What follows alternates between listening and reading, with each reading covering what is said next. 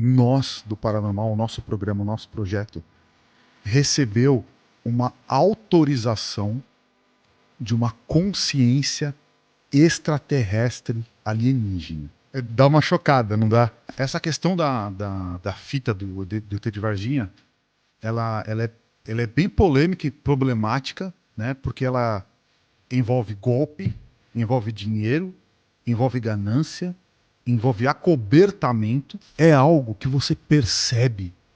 Cara, tem algo diferente aqui. Você sente. Não é igual você falar, entrei em tal lugar e senti uma coisa ruim, isso aí não é. Você sente uma energia que te revigora.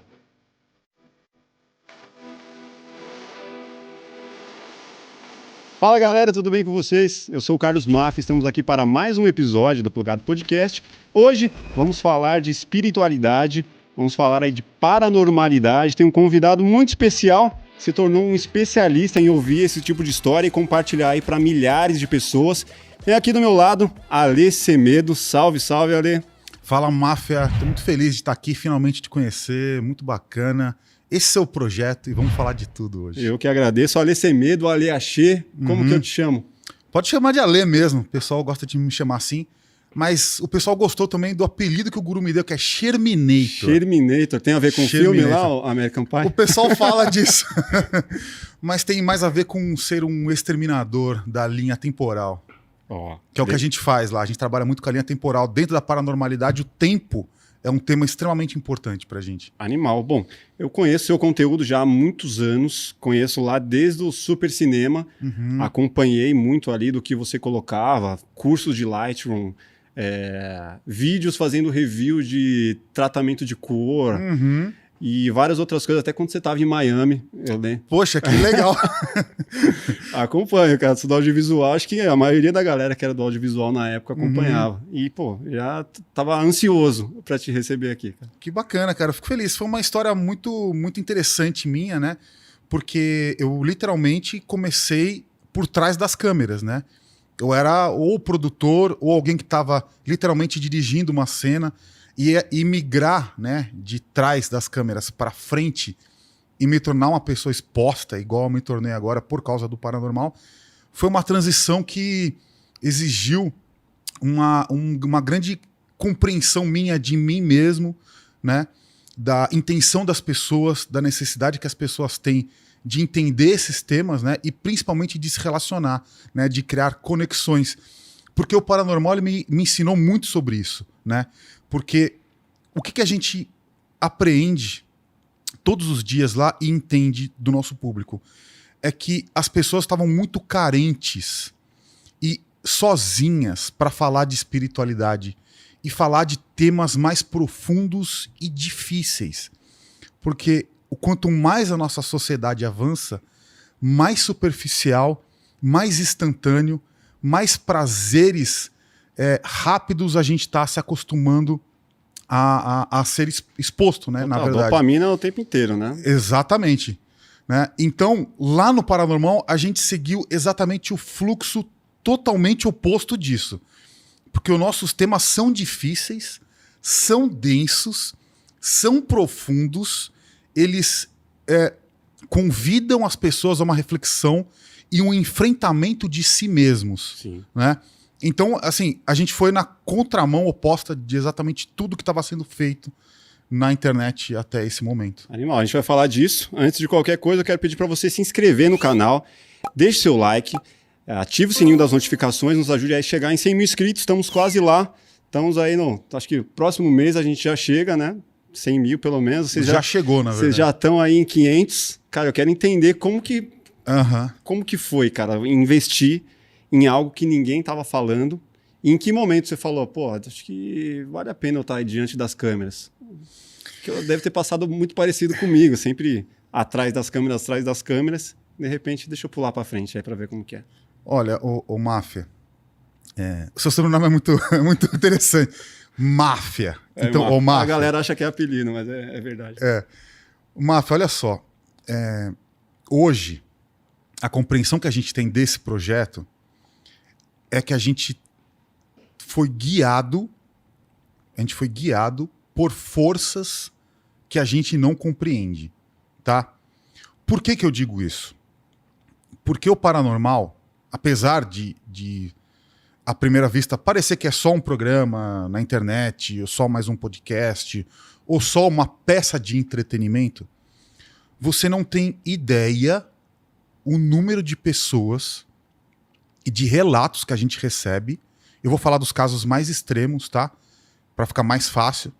Mas o número de pessoas que abriu mão da ideia do suicídio por conta de tudo que a gente expôs lá no Paranormal ao longo desses 2 anos. Ou pessoas que saíram da depressão, ou pessoas que conseguiram mudar o rumo da própria vida ao entender outras perspectivas além desta fisicalidade ou materialidade que a gente está acostumado. Então, hoje eu posso te falar com certeza absoluta, que esse nosso projeto, esse projeto que a gente teve, o Paranormal, salvou vidas. Bota fé. Sem medo nenhum. Porque as pessoas que eu encontro, pessoas que me encontram na rua, que mandam mensagem, que mandam e-mail, relatam isso. E eu lembro, nos nossos primeiros episódios, eu lembro de pessoas que entravam no nosso chat, no chat ao vivo, e falavam: gente, hoje foi um dia terrível. Hoje quase eu dei fim à minha vida. Eu tô aqui com vocês para dar uma nova chance para mim mesmo. Então era algum tema, provavelmente a gente estava falando, ou estava recebendo algum médium, algum espiritualista, ou estava falando de projeção astral, ou estava falando de espiritualidade, ou de espiritismo mesmo. Sim.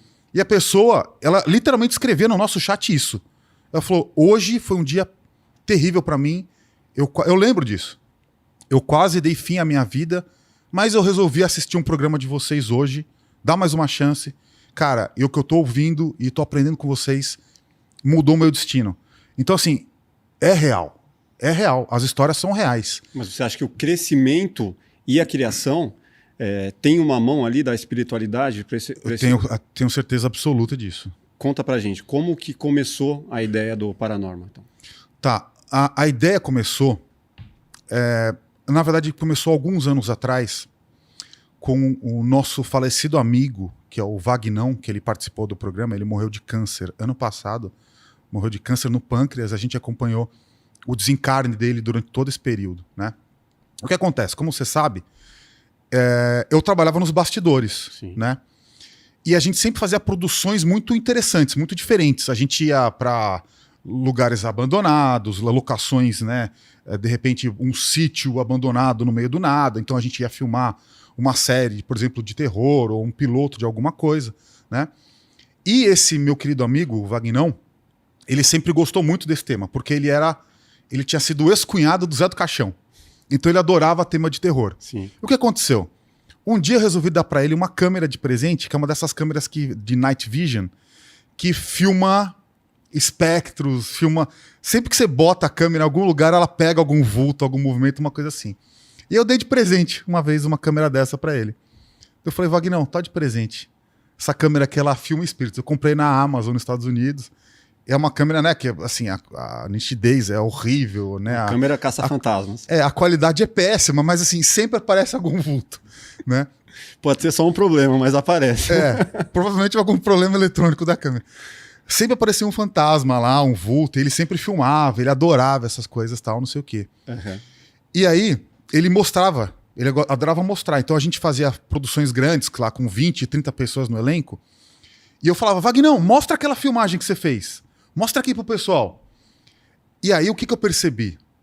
Que todo mundo que ele mostrava tinha uma história para contar. Todo mundo tinha alguma história paranormal ou espiritual para contar. Todo mundo, em algum momento, viu algum vulto, viu algum espírito, presenciou algum milagre de algum tipo. Um parente próximo que teve alguma coisa. Exatamente. Viu alguma coisa no céu. Uhum. Teve alguma sensação de um ET. Teve algum sonho estranho com algum parente que morreu. Então eu percebi... Que gera boas histórias, né? Normalmente. Exatamente. Então eu percebi que toda vez que eu falava pro Vagnão: Vagnão, mostra aquela filmagem que você fez. Sempre alguém aparecia: cara, eu tive uma história e não sei o quê. Um dia o carro andou sozinho, a porta abriu, eu sonhei com meu avô, eu recebi uma mensagem de um tio, eu vi uma luz no céu. Cara, todo mundo tinha uma história. Você provavelmente deve ter alguma história paranormal na sua vida. Tem. Pra contar, que vai ser muito Normalmente tem. interessante. E eu pensei, cara, isso é muito interessante. Porque imagina se a gente fizer um programa pra gente explorar tudo aquilo que não é explorado e que ninguém fala e que às vezes tem vergonha de falar. Tem um monte de gente que até hoje não foi no Paranormal porque tem vergonha de contar que viu uma nave absurda, gigantesca em cima do sítio em determinada viagem que fez. A pessoa fala, como vão interpretar isso? Vão achar que eu tô louco, vão achar que tô inventando. Normalmente é o receio das pessoas, né? É bem essa linha. E aí, eu produzi um piloto, na época, que chamava Caçada Paranormal, pra TV Band, pra emissora aberta, né? E aí a gente fez bem nos moldes americanos, que era uma caçada mesmo. A gente ia numa mansão abandonada, num hospital em ruínas e não sei o quê, levava um monte de equipamento, levava essa câmera que filmava fantasmas. Luz negra, todos aqueles aparatos. Exatamente. E aí a gente ficava andando nos corredores, levava médiums também lá, e ficava andando. Era uma coisa mais aventura, era mais entretenimento mesmo, né? Que era a estética que eu tinha na minha mente de produtor audiovisual, de diretor de fotografia, diretor de cinema. E as referências que são colocadas, né? Exatamente. Desde sempre, né? Então aquela estética da câmera Night Vision, né? Aquela imagem verde, Meio né? Bruxa de Blair. Cara, então assim, aquilo me cativava muito. A gente produziu um piloto e foi muito legal porque o piloto ficou incrível, esteticamente ficou muito bacana. Depois você dá uma olhada no trailer. E aí a gente levou lá pra Band, né? E a gente mostrou pra diretora de programação na época. E o que acontece? Quando ela viu, essa história, nossa, é totalmente inédita, assim. É bastidor total. Acho que ninguém sabe dessa história, a não ser eu e o meu parceiro de direção na época, é essa diretora da Band, né? O que aconteceu? Na hora que ela começou a assistir e ela começou a ver as cenas, ela teve meio que ela teve um desconforto, ela teve um calafrio espiritual. E ela falou, gente, eu não consigo assistir. Vocês filmaram alguma coisa aí que... Não dá. Deixa eu sair. Ela levantou, saiu da sala, largou a gente sozinho lá. E eu fiquei olhando pra cara desse meu diretor junto e eu falei, cara, o que aconteceu? Qual foi a sensação que ela teve, né? O que a gente pegou aqui? Exatamente. Tipo, o que aconteceu? E a gente ficou parado, a gente ficou uns 15 minutos, de repente ela voltou. Então, o projeto de vocês é muito bom, eu não quero assistir mais, mas agora eu vou levar pro Saad lá. Mas assim, tá muito forte, tá muito bom, vocês pegaram alguma coisa mesmo, não sei o que. A gente achou um lugar que supostamente era mal assombrado, tinha alguns relatos lá, e uma médium que a gente levou lá também passou mal e tal. Então assim, teve alguma coisa ali, né? E aí... ela levou isso para a diretoria, mas daí teve todo esse período da quarentena, né? Essa fase difícil que a gente passou, e aí meio que o projeto morreu. Aí eu comecei a produzir... As emissoras fecharam as torneiras também, né? Exatamente, né? Aí, nesse meio tempo, eu tinha esse sonho desse projeto, eu achava o projeto incrível, eu gostava do tema, queria me aprofundar mais, queria explorar a espiritualidade, a paranormalidade, queria entender os fenômenos, queria investigar, era um instinto de aprender. Eu sempre tive uma curiosidade muito forte com esse mundo invisível, né? E eu falei, cara, eu quero entrar nisso, eu quero explorar, eu quero ir em lugar que tem avistamento, né? Quero ir nas grutas onde as pessoas veem luzes ou têm contato com o espírito. Eu quero explorar esse universo. E aí o que aconteceu? No final desse processo de pandemia e quarentena, eu fiquei muito doente. E eu passei 12 dias na UTI, usando respirador. Se quiser, eu posso até mandar o vídeo eu me filmei com o respirador porque eu achei que ia ser... Já achou que já tava nas últimas? Eu achei que ia ser meu último registro, tô falando sério. Mentira. Sério, assim? Eu tenho uma filmagem minha, assim, eu peguei, eu com o respirador. O respirador, o que ele faz? Ele assume o seu pulmão por você. Então, o que você tem que fazer? Você tem que relaxar sua musculatura para que o ar entre e infle seu pulmão independente do seu músculo, do seu diafragma, né? Então, assim, é difícil, é uma coisa bem desafiadora, porque você tem que se acalmar ali, né? E no começo você começa a lutar contra a máquina, sabe? Tipo, e a máquina tentando, jogando o ar, e ela puxando, e é um barulhão, faz... Cara, é horrível, assim. E aí eu me filmei, que eu falei, cara, eu não sei o que vai sair disso, né?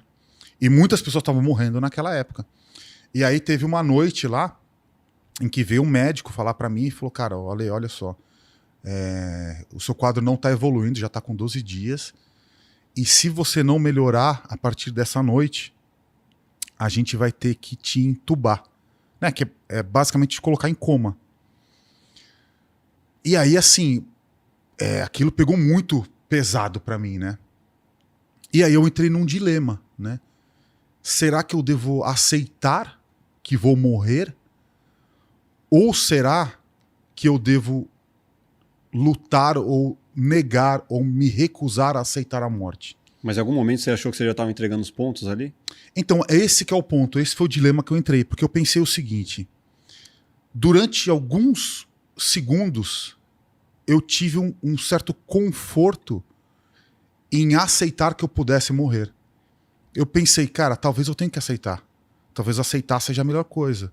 E eu senti meio que eu senti um peso saindo das minhas costas, sabe?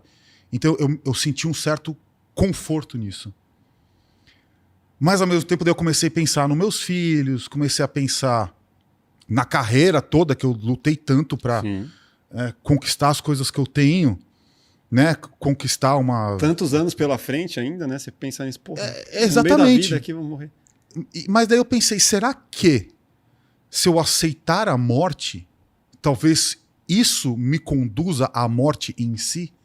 Será que talvez se eu não aceitar, porque eu comecei a pensar nisso, eu já vi várias vezes, várias pessoas no leito de morte falando, não, eu me recuso a morrer. E aí as pessoas têm uma cura repentina, milagrosa, né? Então eu pensei, talvez não. Talvez eu tenha que recusar a morte, não aceitar que eu vá morrer. Talvez isso faça meu corpo, meu espírito reagir. Não sei, mas eu vou seguir essa linha. Mas aceitar a morte me pareceu algo confortável naquele momento. É né? Quando você está sofrendo, né? Quando você está com a ferida ali, né? Exatamente.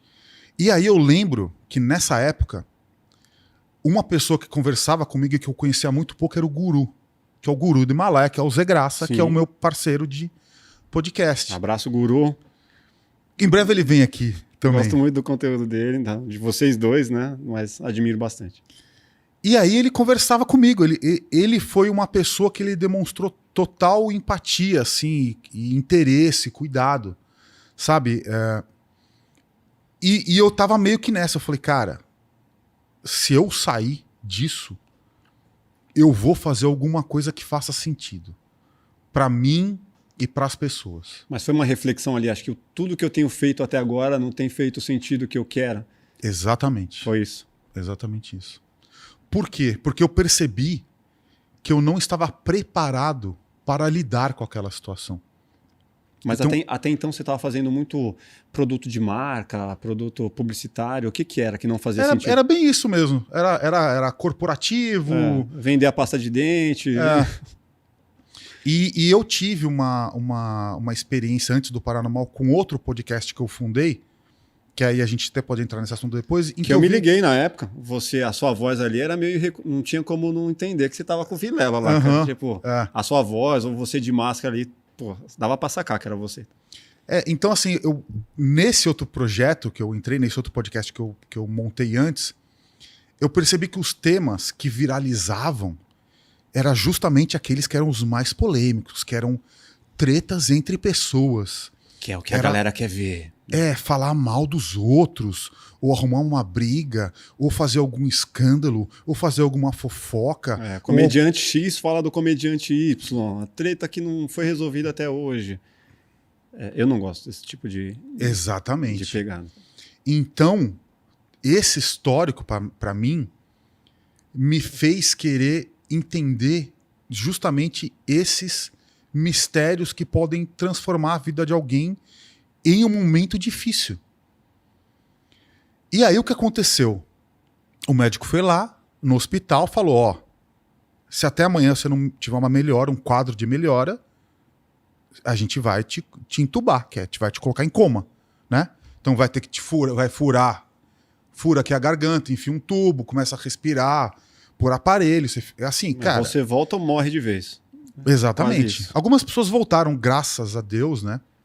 disso, mas assim, conheci algumas pessoas que voltaram do coma, né, desse período, dessa doença. E assim, elas voltaram muito fracas, voltaram sem voz, porque teve que furar. Então, Sim. assim, a pessoa meio que não fala mais direito. Sequelas por muito tempo. É terrível, né? É terrível. E aí, foi isso. Então, assim, eu passei aquela noite naquele dilema, né? Eu lembro que eu tava assistindo só History Channel, alienígenas do passado também. Então, assim, meio que tava tudo junto. E os alienígenas fazem parte da minha vida hoje. Então, assim, nesse momento teve tudo, né? Teve um dilema entre a existência, entre a vida e a morte, a existência de um propósito, o guru me mandando mensagem, alienígenas do passado, o tempo todo que eu tinha pela frente ou pelo passado, ou tudo que eu vivi ou deixei de viver. Então, assim, meio que tudo se juntou naquele momento, né? E eu com respirador, assim, aquela coisa terrível. E eu adormecia por exaustão, né? Assim, eu ficava tão cansado de estar naquela rotina terrível do hospital, do respirador e das pessoas me furando o tempo todo e as medições e tal, que eu adormeci, né? Daí acordei no dia seguinte e acordei com os médicos medindo já a oxigenação e não sei o que lá. E aí o médico falou, olha, você teve uma melhora. Eu falei, tive? Eu falei, teve. O quadro... Pô, já tava pronto pra morrer, melhorei. Eu quase falei isso. Falei, mas doutor... Agora que eu me conformei. Eu me preparei pra morrer, essa, né? E foi isso. Daí ele falou, cara, você teve uma melhora, a sua taxa de oxigenação no sangue melhorou, os seus índices de inflamação também no corpo diminuíram, então assim, vamos continuar, parece que tá funcionando. Que demais. Aí eu falei, caramba, será que é isso? Então, será que o fato de eu ter mudado a minha vibração com relação à minha própria perspectiva me trouxe uma melhora? Não dá pra dizer. Sim, Tá? Não dá pra dizer nunca nada. vai saber. Mas aconteceu. Uhum. Mas aconteceu. E aí eu mandei uma mensagem pro guru, peguei o celular, fraco pra caramba. Eu falei, guru, cara, vamos fazer o paranormal.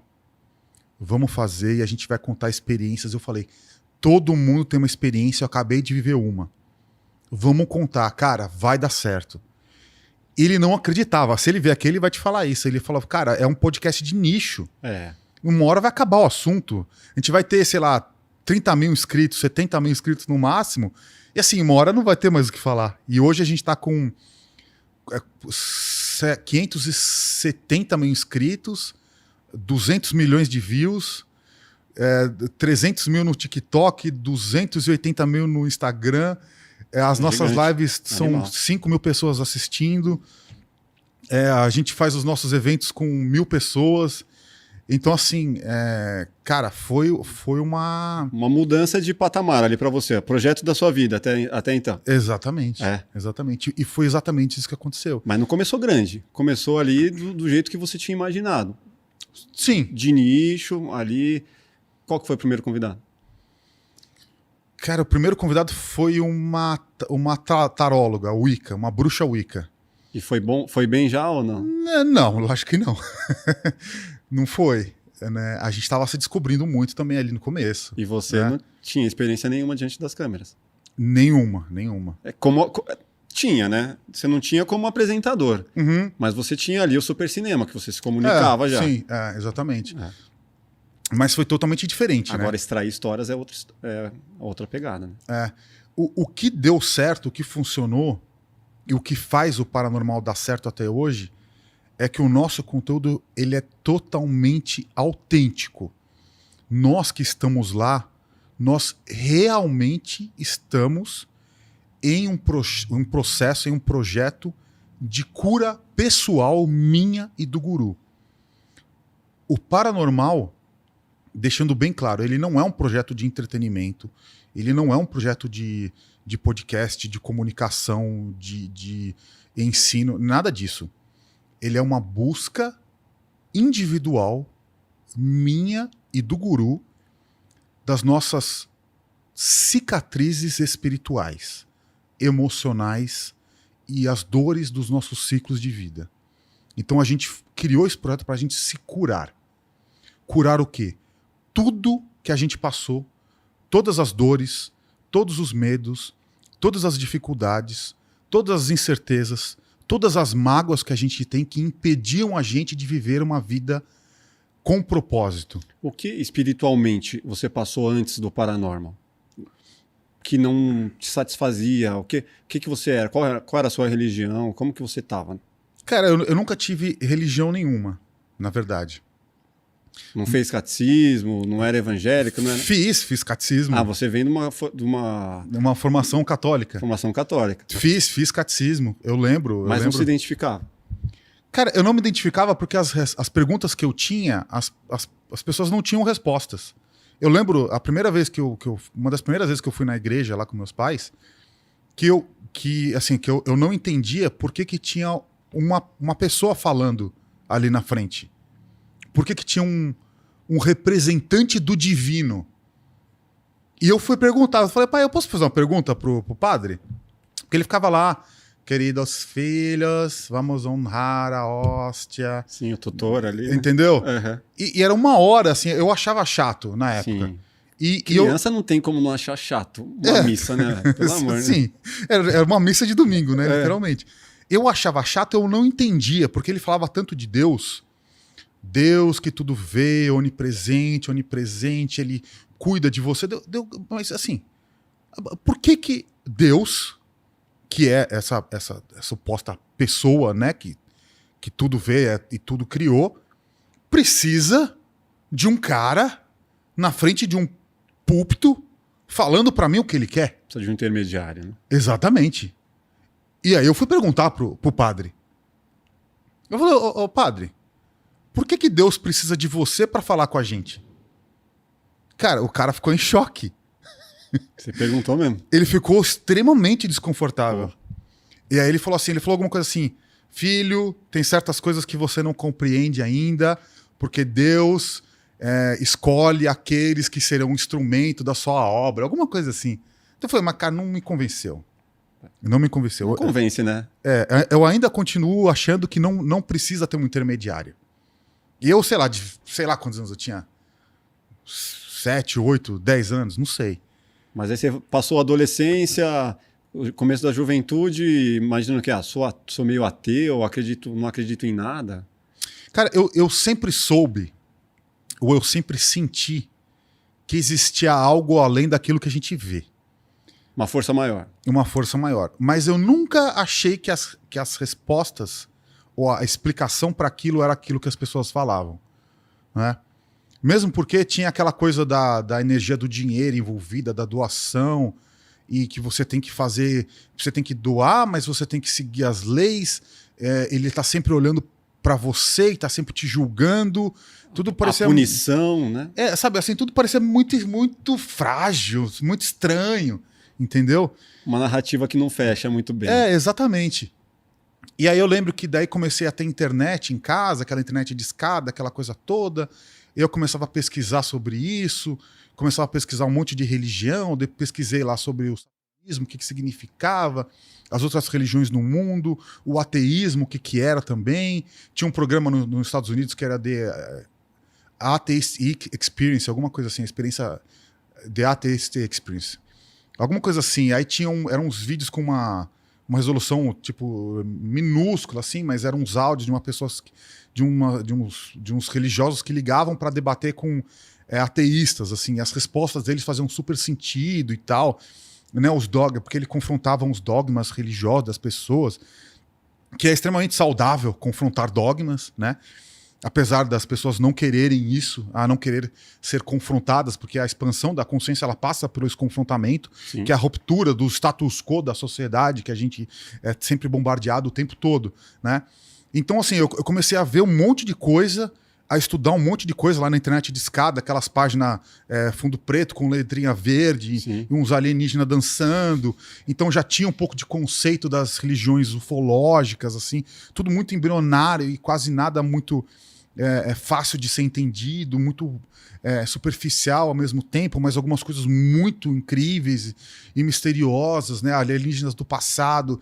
E a gente encontrava aquelas páginas com aqueles bitmaps assim horríveis, mas apontando coisas, hieroglifos e manuscritos, inscrições em paredes. E você falava, cara, tem alguma coisa... Só confundia mais, no final das contas. Né? Tem alguma coisa estranha, porque ninguém fala disso, mas tem tanta variedade, tantas religiões e doutrinas diferentes por aí, mas eu só vejo aqui na minha bolha social o catolicismo existindo. Então, assim, E os evangélicos também, né? Que estão... na minha infância eu tinha bem pouco evangélico, assim, eu tive bem pouco contato, na verdade. Eu tive bastante contato com os evangélicos, né? E assim, tudo isso assim, me gerava uma curiosidade absurda, né? E o meu pai também, ele era maçom, ele era da Rosa Cruz. E eu lembro que uma vez ele me levou numa loja da Rosa Cruz, e aí era um portão dourado, gigante, e aí umas pirâmides, umas coisas egípcias. Eu falei, meu, que coisa louca. Sabe, você imagina eu pequenininho, um toco, aí eu entrando numa porta. Eu lembro que eu olhei pra cima, a porta era gigante. E ela se abriu, assim, uma porta dourada, com um monte de desenhos, figuras e símbolos mitológicos muito loucos. Aquilo ali, assim, me deixou extasiado, assim, sabe? E eu sempre entendi, assim, e eu sempre percebi, eu falei, cara, tem muito mistério no mundo, assim, tem muita coisa que ninguém sabe. Tem muita coisa oculta que ninguém conta, né? Com certeza existem coisas acontecendo que a gente não é capaz de compreender, sabe? Sei lá, sobre o universo, sobre naves, sobre avistamentos, os filmes todos de alienígena me fascinavam demais. Então, assim, eu sempre tive uma espiritualidade, um viés, né, desse caminho em direção ao paranormal e oculto muito forte na minha vida inteira. Mas eu nunca consegui me sentir representado em nenhuma religião, entendeu? Então é esse mais ou menos o meu caminho nessa história, né? E o paranormal, ele é a minha representação física de tudo que eu sempre vivi, é essa a minha busca. E qual episódio ali que você falou, pô, acertei, o projeto que eu queria era esse mesmo? Acho que eu acho que a primeira vez que eu vi o cenário do paranormal pronta, o cenário pronto. Cara, uma biblioteca antiga, um laboratório. Você que fez o conceito? Eu que fiz o conceito. Ficou bem legal. Eu que fiz o conceito e construí tudo. Eu desenhei antes, assim. Cara, eu coloquei todos os meus sonhos de vida, de infância e de outras vidas. Eu coloquei todos os meus sonhos ali numa coisa só. Eu materializei um sonho, literalmente. Quando eu vi o cenário montado e eu olhei para aquilo, eu falei, cara, isso vai ser incrível. Mesmo que para as outras pessoas não seja, para mim vai ser. E eu lembro que eu arrisquei tudo, assim, todas as economias familiares, peguei tudo que eu tinha, toda a minha grana, aluguei um lugar. Cara, a gente gastou, sei lá, 300 mil reais para montar o projeto. E foi 100% meu dinheiro de tudo. Eu tirei tudo que eu tinha das economias de tudo. Você montou a infra toda. E aquela velha história, né? Assim, no momento não propício para isso. Cara, ninguém me apoiou. E ninguém acreditou. Ninguém. Seus pais? Nem o guru. Nem o guru. Ninguém. Qual que era? Mano, você tá louco, né? Tá apostando alto demais. Exatamente. Normalmente é isso. Eu lembro do meu pai. Ele falou assim, Ale, não faça isso. Eu falei, por quê, pai? Ele falou, porque você vai mexer com as crenças das pessoas. Mexer com a religião das pessoas, com o que as pessoas acreditam, é algo perigosíssimo. Não faça isso. Eu falei, pai, entendo. Vou fazer. Porque eu não vou mexer com as crenças das pessoas. Eu vou ouvir e aprender com as crenças das pessoas. É totalmente diferente. Porque o Brasil ele é bem intolerante. Ele tem uma intolerância religiosa muito forte.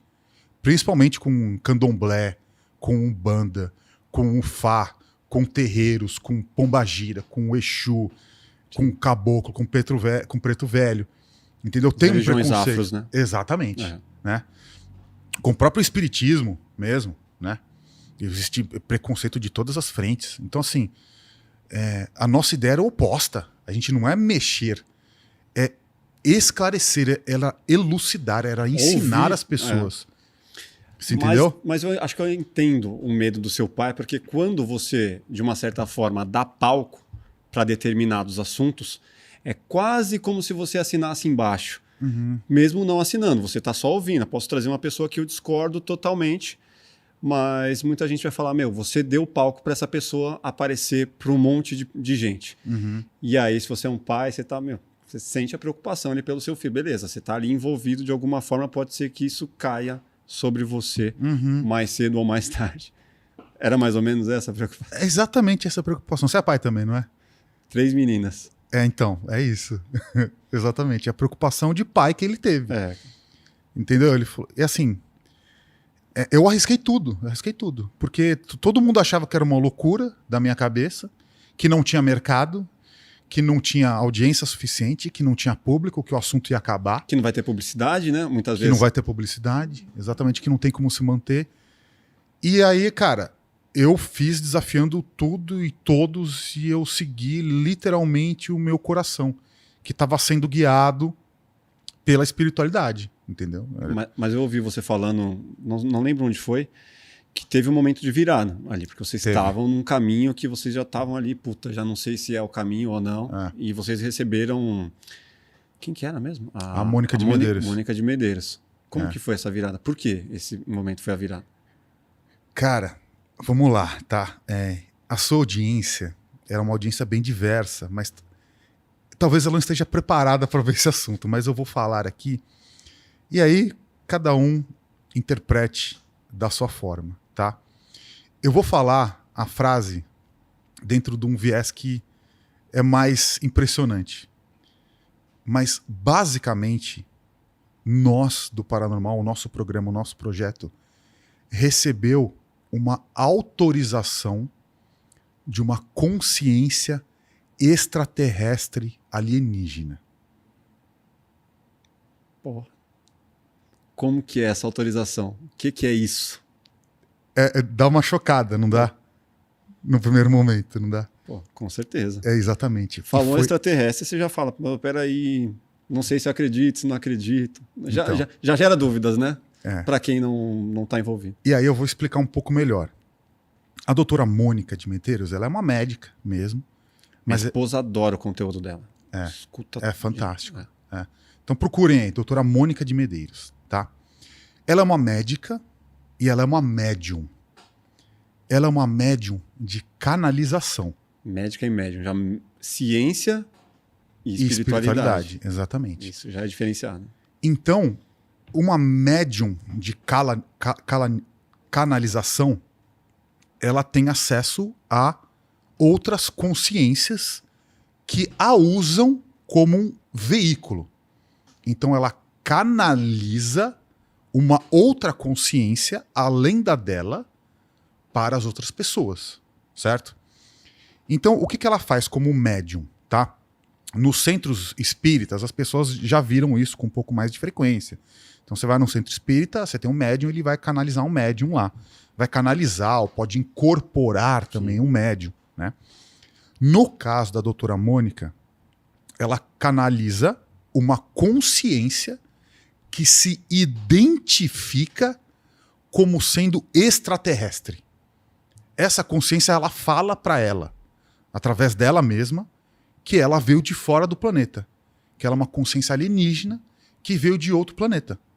Ela é uma consciência, tá? Então, é uma entidade alienígena extraterrestre. O nome que essa entidade recebe aqui na Terra é Xiaolian. Xiaolian, né? E aí, o nosso projeto lá, a gente estava começando, a gente estava, sei lá, com 30 ou 40 lives, as dívidas estavam acumulando muito. A gente tinha uma média de 40 pessoas assistindo nossos programas, ao vivo, né? 40, 35, 50 às vezes, né? E aí, assim, a gente já estava no nosso limite. Assim, no mês que vem a gente não teria dinheiro para pagar mais nada, a gente teria que fechar. Tava desanimador, né? A história toda. Exatamente. E aí, quando a doutora Mônica veio, a gente conhecia muito pouco dela. A gente falou, cara, é uma pena que as pessoas não vão ver o conteúdo, né? Porque, assim, não tá chegando nas pessoas. Só vai ter 40 pessoas assistindo e tal, não sei o quê. Ela se autoconvidou ou vocês convidaram? Como que foi? A gente convidou. A gente convidou. Mas ela até então não tinha ido em lugar nenhum. Ela não tinha dado entrevista em lugar nenhum. Ela nunca tinha sido convidada em nenhum podcast. Nenhum podcast. Aí, antes da gente começar a live, a gente viu que tinha 1000 pessoas aguardando. Aí eu olhei pro guru e falei, guru, tem 1000 pessoas aguardando a live, nem começou. Eu falei, caramba, aconteceu alguma coisa aqui que a gente não tá entendendo. Beleza, a gente entrou no ar, lá, né, a chamada, não sei o quê. Seja bem-vindo ao Paranormal Experience, a sua experiência paranormal, não sei o quê, blá, blá, recebemos aqui a dona Mônica de Medeiros. Aí quando eu olhei no chat, tinha 3.000 pessoas. A gente passou de 30 para 3.000. E aí a gente, cara, né, a gente tocou a live, né, conversando, entendendo, aprendendo. Ela explicou, né, como é que funciona uma canalização alienígena, que é um ser, que é uma entidade, uma consciência que se autodenomina, né, que se apresenta como sendo de fora do planeta. A gente perguntou das abduções que ela teve. Ela tem o chip aqui no pulso. Ela falou, pega aqui. Você pega, tem um cubinho mesmo de alguma coisa dura lá dentro, né? Ela explicou das relações, né, de como essas consciências superiores influenciam o nosso planeta e tal, não sei o que, enfim. A audiência acredita no que quiser, né? Mas aí no final, acabou o programa, ela falou, olha, ela falou nos bastidores, falou, vocês receberam uma autorização. Eu falei, como assim? É que até me emociona essa parada, porque foi muito forte.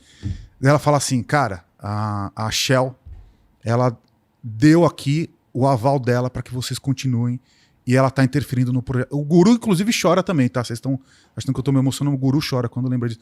É que foi muito forte pra gente, assim, e foi muito real. Porque a gente sentiu que tinha alguma coisa diferente, cara. Aconteceu alguma coisa diferente ali. Você entendeu? E ela falou, a Shelian, a Shell, ela tá do lado de vocês e ela vai cuidar desse projeto junto com vocês. Então ela vai estar agora como uma guardiã aqui dentro. Cara, até arrepia. Cara, tipo, a gente ficou em choque porque realmente mudou. A gente teve naquele dia 3.600 pessoas ao vivo e o episódio bateu 1 milhão de views. E assim, tudo mudou dali pra frente. Tudo mudou. E assim, como é que eu te explico, cara? Como é que eu te explico que a gente sentiu algo? A gente sentiu uma presença. A gente sentiu uma presença no estúdio. Tá ligado? E assim, influenciou, mudou, transformou a nossa vida. Porque encaminhou a gente no nosso propósito. Só que não só isso, quando a própria Mônica voltou lá, a gente falou isso pra ela. Ela falou assim, a interferência dessa entidade, da Shelian, aqui no programa, salvou milhares de vidas. Salvou vidas que foram impactadas positivamente pelo programa ao longo desses dois anos. Então, ela estava correta na interferência que ela fez. E aí, quando ela voltou, ela falou, inclusive a Shell, ela pediu para mostrar uma foto dela para vocês. Ninguém viu, ela pediu para mostrar para vocês, a gente viu. Era uma ilustração de como seria essa entidade alienígena. Entendeu? E como seria?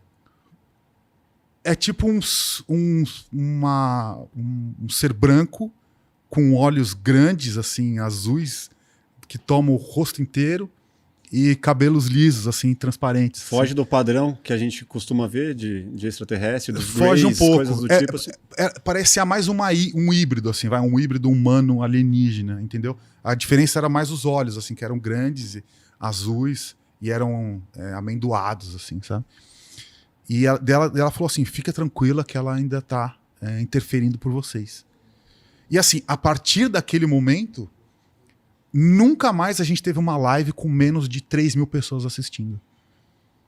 Daí você vai falar, mas peraí, o cara tá falando então que uma alienígena, ela tá preocupada se um programa de YouTube vai ter audiência. É isso, o resumo é esse. Não, se você for muito cético, talvez você vai pensar exatamente, não, mudou o gráfico do YouTube e aí o algoritmo começou a entregar mais. O cara que é cético vai falar isso. É mais ou menos isso. Mas a verdade é que se você simplificar isso, se você avaliar isso de uma perspectiva mais superficial, foi exatamente o que ela fez. Ela permitiu que a gente tivesse um alcance. Sim. De alcançar pessoas. Alcançar pessoas é audiência. No YouTube são métricas, são números.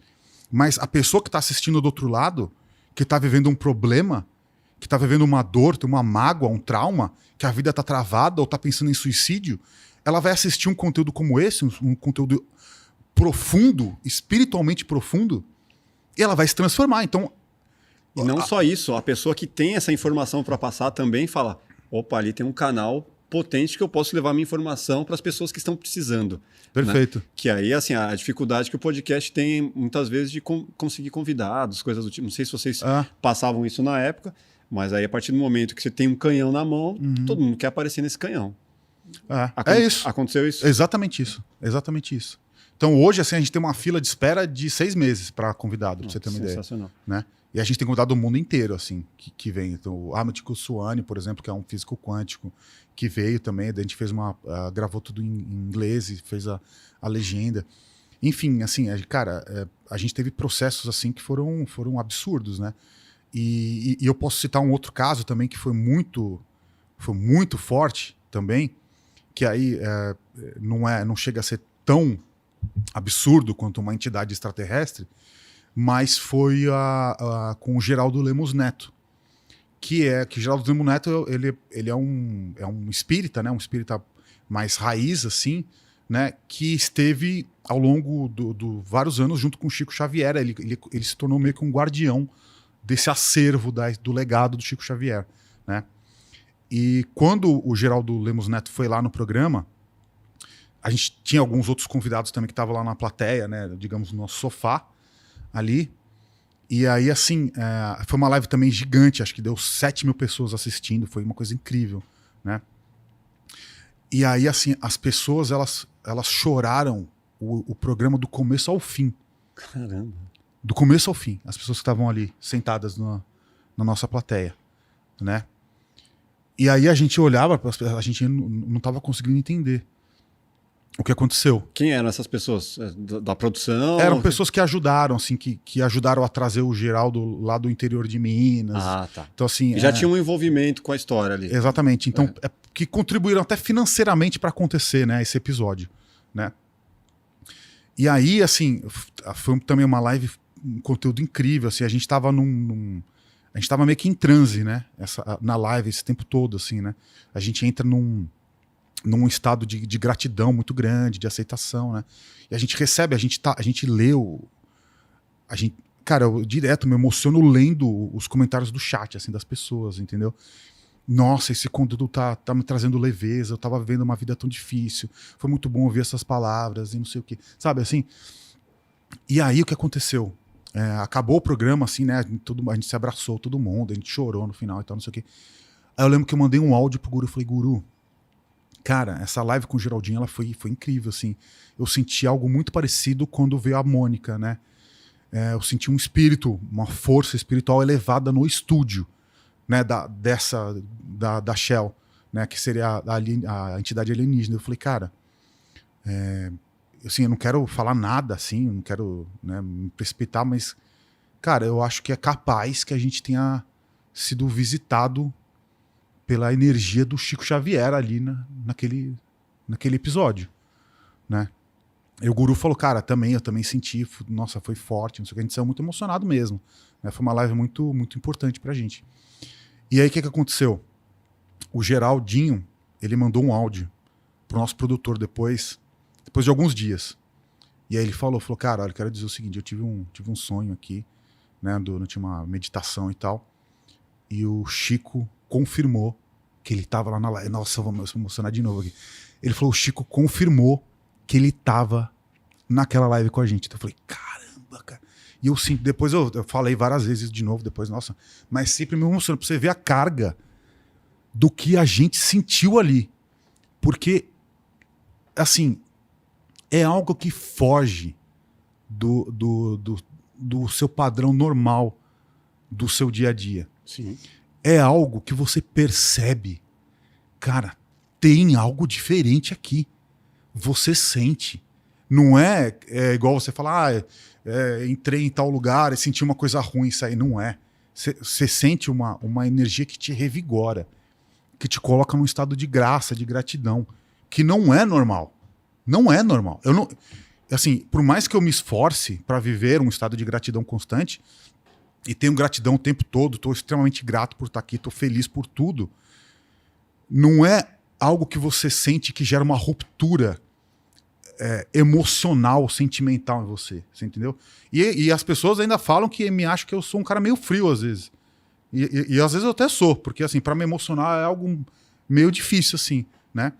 E esses dois momentos, tanto da Shell quanto do Chico Xavier, cara, a gente sentiu a força dessas consciências. Esses dois momentos foram positivos, revigorantes e uma coisa que foi interessante. Mas e o contrário? Porque atraindo energia, você não tem controle do que vem e o que não vem. Teve energia negativa, teve episódios que você fala, puta, esse aí... Teve. Gostaria de não ter vivido isso. Teve. Já aconteceu várias vezes. Eu e o Guru, a gente se ancora muito um no outro, né? Quando isso acontece.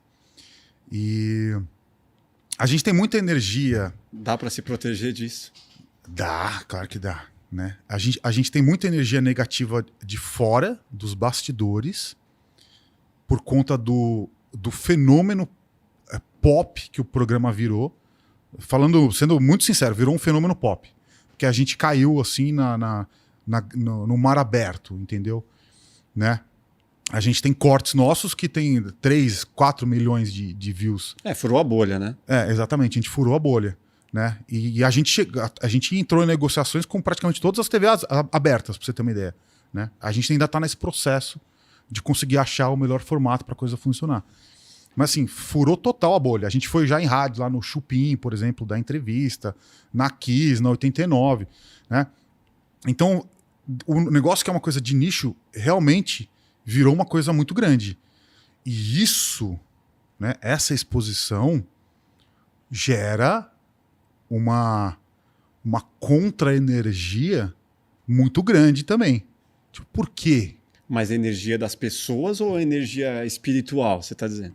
As duas coisas. Porque das pessoas é de se entender, né? Gera inveja, gera ciúme, gera uma série de coisas. Por que dos espíritos não estarem contentes com isso? Porque, querendo ou não, o projeto ele libera as pessoas de ciclos de dor. De ciclos de dor. Eu vou dar um exemplo muito simples. A gente leva vários convidados que superaram coisas absurdas. Superaram câncer, superaram AVC, superaram acidentes terríveis em que perderam o movimento do corpo ou ficaram cegos. Né? E essas pessoas continuam lutando nas batalhas da vida. Né? E aí, às vezes, a pessoa está lá triste em casa, em depressão, por causa de um emprego ruim.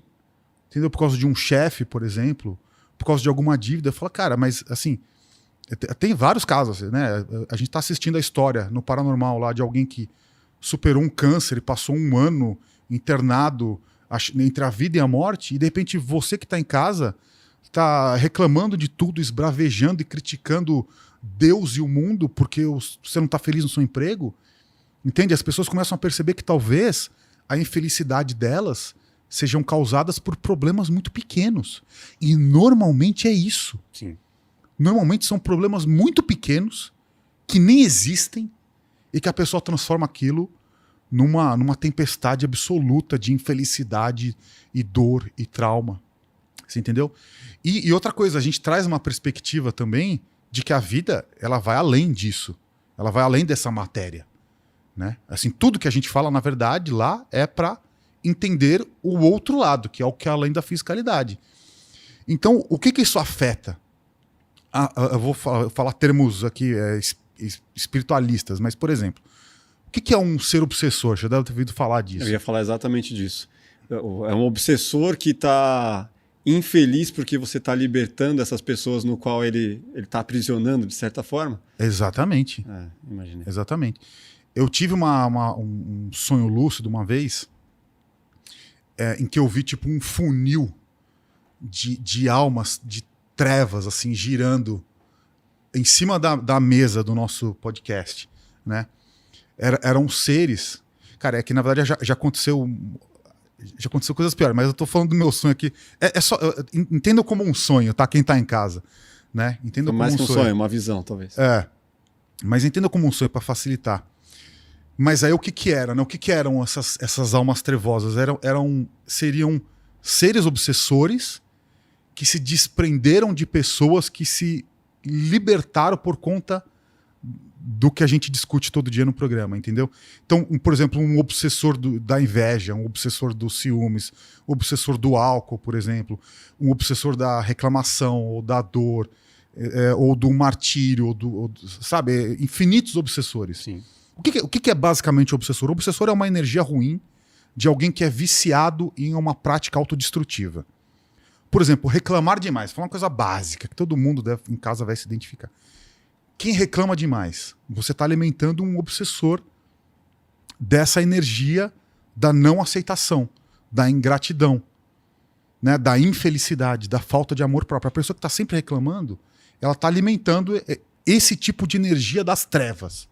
Que vai, de certa forma, de uma forma, ficar ancorada nela ali, né? Exatamente, entendeu? Então, entenda o seguinte, tá? Tudo é uma energia. Tudo é uma energia. A energia, por exemplo, do álcool, do alcoolismo, é uma energia das trevas profunda. Por quê? Porque só gera dor. Só gera dor. Uma pessoa alcoólatra, ela destrói a própria vida, destrói a vida das pessoas, destrói a vida daqueles que amam aquela pessoa, destrói a vida daquelas pessoas que ele acha que ama também. Então, assim, você imagina, isso é um ciclo de dor, é um sentimento real que as pessoas sentem ali. É dor, é sofrimento o tempo todo. Isso gera o quê? Isso gera um acúmulo dessa energia aonde quer que essa pessoa vá. E a gente entende, do ponto de vista espiritual, que isso é um obsessor, que é alguém que se alimenta, alguém, entre aspas, é um espírito das trevas que se alimenta daquela energia e que vai fazer de todo o possível para que aquela pessoa continue a se manter no alcoolismo. Entende? Então, assim, essa energia do mal, que a gente pode considerar que é uma energia de dor, ela quer que essa pessoa, que esse alcoólatra, continue sendo alcoólatra. Continue magoando a si próprio e destruindo a vida dos outros, porque o alcoolismo faz isso. Você imagina, eu tenho amigos meus que são filhos de pais alcoólatras. São pessoas que têm problemas, têm 40 anos e têm problemas até hoje, porque viam o pai agredir o irmão, agredir a irmã, voltar ensanguentado para casa. Cara, eu levei anos para começar a tomar cerveja, porque justamente esse era o meu pensamento. De, cara, se eu beber, eu vou ficar que nem meu pai quando ele brigava em festas. Exatamente. Meu pai brigava em festa de família e vi algumas festas acabarem por conta do meu pai ter ficado alterado. Isso eu já falei para ele recentemente.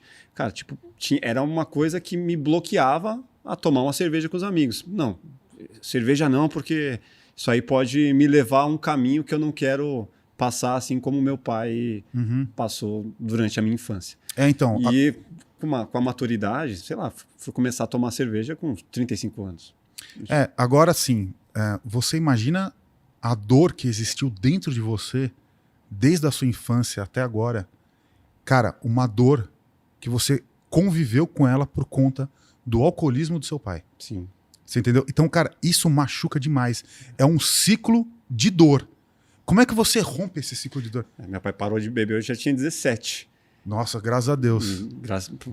Super de boa, assim. Tomo uma cervejinha com ele de boa, mas assim, meu pai ficava extremamente violento bebendo, e na época era Dreyer. Tomava o Dreyer e meu pai virava um bicho. Então, assim, graças a Deus, ele conseguiu se livrar. Pode ser um lance desse, né? Um obsessor que tava ali. Dreyer e Hollywood era o cigarro que meu pai fumava, né? E aquilo ali tava levando ele pro buraco, cara. Não só ele. Esse família. Que é o ponto. Exatamente. Entende? Então, assim, as pessoas pensam assim, não, mas alcoolismo é um problema da vida... Não, não é. É um problema espiritual. Porque é um processo que envolve todas as energias dos seres vivos envolvidos. Então, tudo que envolve os seres encarnados tem um princípio na espiritualidade. Começa tudo antes. E pode terminar antes e depois também lá, né? Só que a nossa cura, como é que a gente faz? A gente faz a partir do nosso entendimento. Algum momento você já... Não é conhecimento, é entendimento. Algum momento você já sentiu que tinha um obsessor em você? Nossa Senhora. Várias vezes. Várias vezes. Recente? Cara, recente, nem tanto, mas no passado, sim. E eu lembro bem, assim. Ele te prendia o quê? Um vício de comer, por exemplo? Cara, o vício de comer, ele também é espiritual, mas ele é um pouco diferente. Mas era muito mais um obsessor que focava na minha falta de amor próprio. Que ele destruía a minha capacidade de eu amar a mim mesmo e de eu me entender como alguém relevante no mundo. Não profissionalmente só. Tudo. Todos os aspectos. Eu ainda tenho resquícios disso. Por quê? Um exemplo simples. Às vezes as pessoas me param na rua... Porque às vezes confunde com um lance psicológico e tal. Não. Às vezes as pessoas me param na rua, por exemplo, e me param, olham pra mim e falam, cara, eu preciso te agradecer demais. A pessoa começa a chorar. E, cara, o que você fez mudou minha vida, transformou a minha história, não sei o que lá. Assim, eu ainda tenho, às vezes, dificuldade em acreditar que eu fiz parte desse processo com a pessoa. Mas fiz, porque eu tava buscando a minha cura. Né? A minha cura para essa dor, para não me sentir relevante ao mundo. E eu falei isso, inclusive, lá no Vênus Podcast. Quando chamaram a gente para ir lá, no podcast das meninas, eu falei pro Guru, eu prefiro não ir. Vá você. Ele falou, por quê? Porque eu não me sinto relevante. Entendeu? Não sentia no hype. Exatamente. Eu não me sentia alguém que fizesse alguma importância na vida de alguém. E eu tô aprendendo isso. Eu tô aprendendo. E eu aprendo isso de várias formas. Não é típico de quem veio de trás das câmeras? Cara, não se eu não tivesse um processo de trevas dentro de mim que tivesse me afetado dessa forma antes. Que eu tenho essa compreensão. Você entendeu? Eu tenho essa compreensão hoje. Né? Inclusive, eu até fiz uma reflexão com mim mesmo, né? Recentemente, com a morte de um amigo meu. Morreu 2 semanas atrás. E aí eu carreguei o caixão dele, né? E uma reflexão que me veio que é muito interessante é que, assim, as pessoas realmente estavam muito tristes com a morte dele, né? E obviamente eu também estava. Mas eu fiquei pensando o seguinte, eu vi aquele monte de gente, né, no funeral ali, no velório, todo mundo chorando, todo mundo abalado e tal. Eu falei, cara, é interessante perceber como as pessoas ainda são relevantes na vida das outras, né? Porque tudo parece, às vezes, tão vazio, tão superficial, as conexões humanas são tão frias, que você pensa, cara, ninguém se importa com ninguém. Ninguém se relaciona profundamente, ninguém se conecta com ninguém.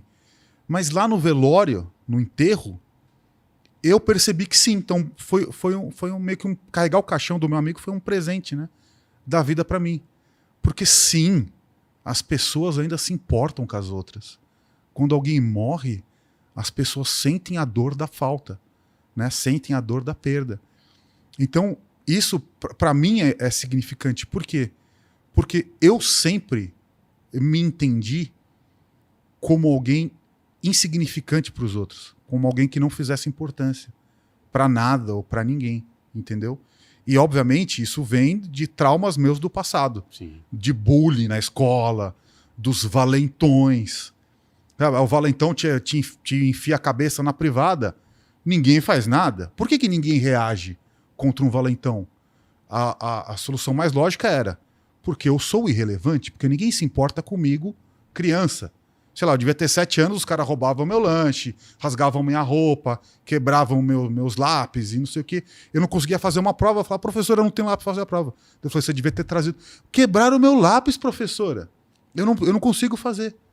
Daí a professora, então se vira. Eu falei, nossa senhora, eu sou tão irrelevante assim? Eu sou tão invisível para as pessoas? Qual que é a orientação que seu pai te dava nessa época? Cara, muito pouca. Eu nem discutia isso com meu pai. Não levava pra isso? Não. Recentemente, eu tô perguntando porque recentemente minha filha sofreu um bullying na escola. Os nossos filhos estão sofrendo. E a primeira coisa que eu falei pra ela, como que foi? Aí ela foi me explicar, ela me chamou de Pick Me Girl, que é uma menina que quer se aparecer pra galera e tal, e eu falei, primeira coisa, você vai identificar alguma característica nela, você vai devolver. Beleza, você está me trazendo essa informação, legal. Mas você sofreu com isso. Então você não vai sofrer com isso. Você vai bater de frente com ela até o momento que ela vai te respeitar. Não sei se é uma orientação mais adequada, mas assim, foi do jeito que funcionou comigo. Perfeito. Cara, batiam de frente comigo, eu batia mais firme para, de uma certa forma, me notarem. E aí é a orientação que eu estou dando para ela. Legal, traz a informação, seja de boa, mas foi para cima de você, não sofra calada. Cara, eu acho que é bem nessa linha. Eu converso com a minha filha, também está passando pelo mesmo processo, né, de bullying. E eu falo, filha, a vantagem que você tem é que você pode contar tudo pro papai e pra mamãe. O seu pai, que sou eu não tive. Eu não tinha ninguém para falar. Eu tinha que me virar sozinho, filha, na escola. Eu tinha que lutar, eu que tinha que reagir. E eu que tinha que processar.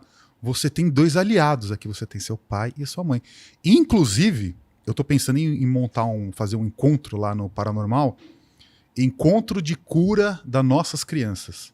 Pegar todos os pais que têm filhos que sofreram bullying, juntar todas essas crianças, botar elas para conversarem, contarem suas histórias, se divertirem, comerem juntas, fazerem amizades, legal, se relacionarem. Bem Tipo, massa. você tem um filho que sofre bullying, que está em casa isolado, você não sabe o que fazer, leva ele lá pro nosso encontro. A minha filha, ela vai palestrar de 12 anos, ela vai contar a historinha dela, de como que foi o bullying que ela sofreu, o que que ela fez, como ela superou. Você vai levar suas crianças lá e as nossas crianças vão buscar as curas delas. Porque minha esposa, ela tem um discurso que é da paz, né? Não, se você é superior a isso, o quanto isso está te afetando e tal. E eu já tenho mais um discurso de, cara, bate de frente. De enfrentamento. Beleza, você é da paz, você precisa se sentir superior e ter essa chama aí dentro de você, mas não para você. Você não pode ser passiva, porque você foi agredida. Exato. Vai para cima. É bem essa linha mesmo. Então, tudo isso que a gente está falando, na verdade, que é muito atual, né? Tem a ver com esse meu processo de obsessor que eu vivi. Então, assim, que era essa energia muito densa que me colocava num lugar de que eu não era ninguém, de que eu não tinha relevância, de que as pessoas não iriam se relacionar comigo, de que as pessoas não queriam ser meus amigos, de que as pessoas não queriam se aproximar. Então, eu alimentei essas trevas, que era esse obsessor. E isso vai, né? Vai indo durante a vida. Então, você imagina, eu poderia estar afundado hoje numa depressão terrível. Sim. Né? Mas não, eu decidi curar a mim mesmo, publicamente, compartilhar a minha cura com as pessoas.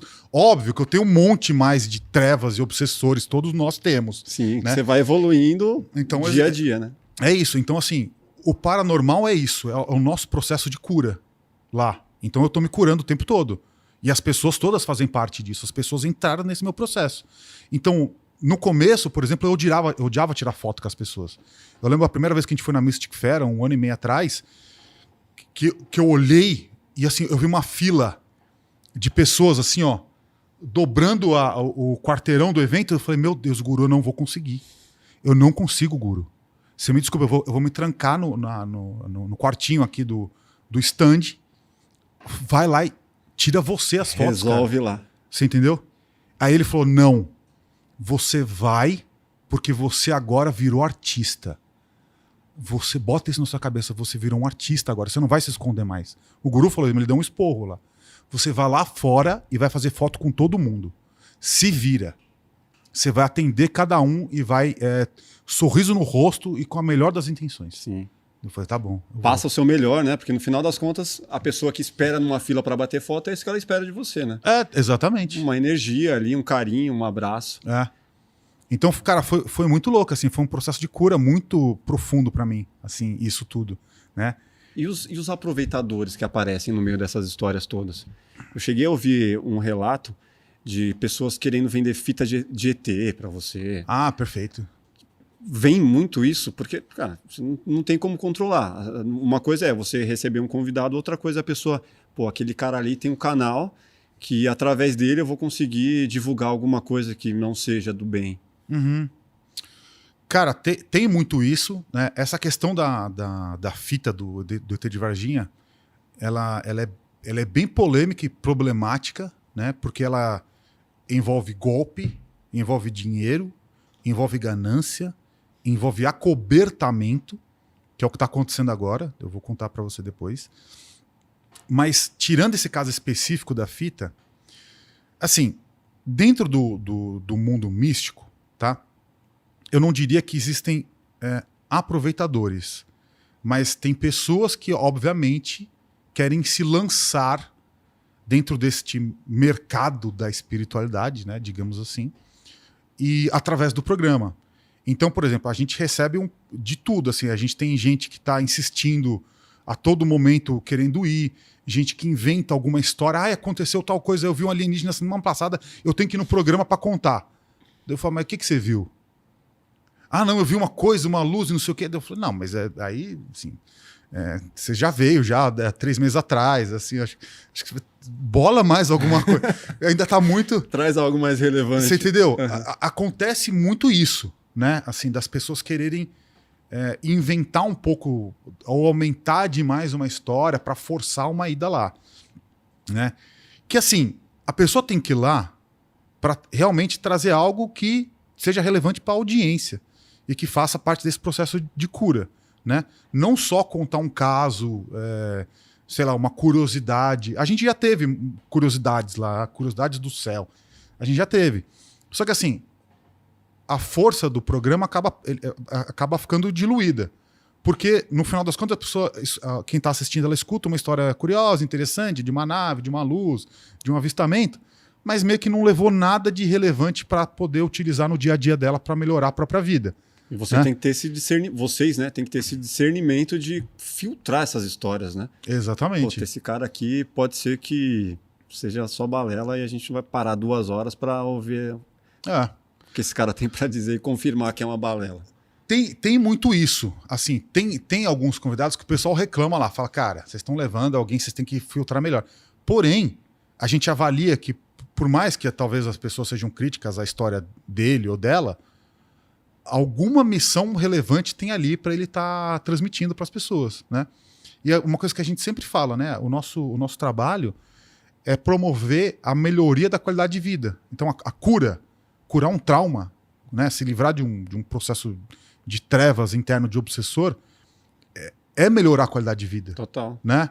Então, assim, a gente tenta ao máximo trazer pessoas que tragam as suas histórias, que tenha um desfecho ali que a pessoa pode aplicar na vida dela e melhorar a própria vida. Sirva para engrandecer de alguma forma, né? Exatamente. Vocês e a audiência, né? E aí, assim, fora isso, pode acontecer, né? Um pouco de tudo. A gente querendo trazer um ET, uma fita, algum material. A gente recebe bastante coisa lá, assim, às vezes aparece alguns e-mails estranhos de alguém falando que é o arauto do apocalipse e que sabe tudo o que vai acontecer, como o mundo vai acabar e as catástrofes, e tem tudo programado. Mas daí eu falo, não, legal, você tem tudo isso?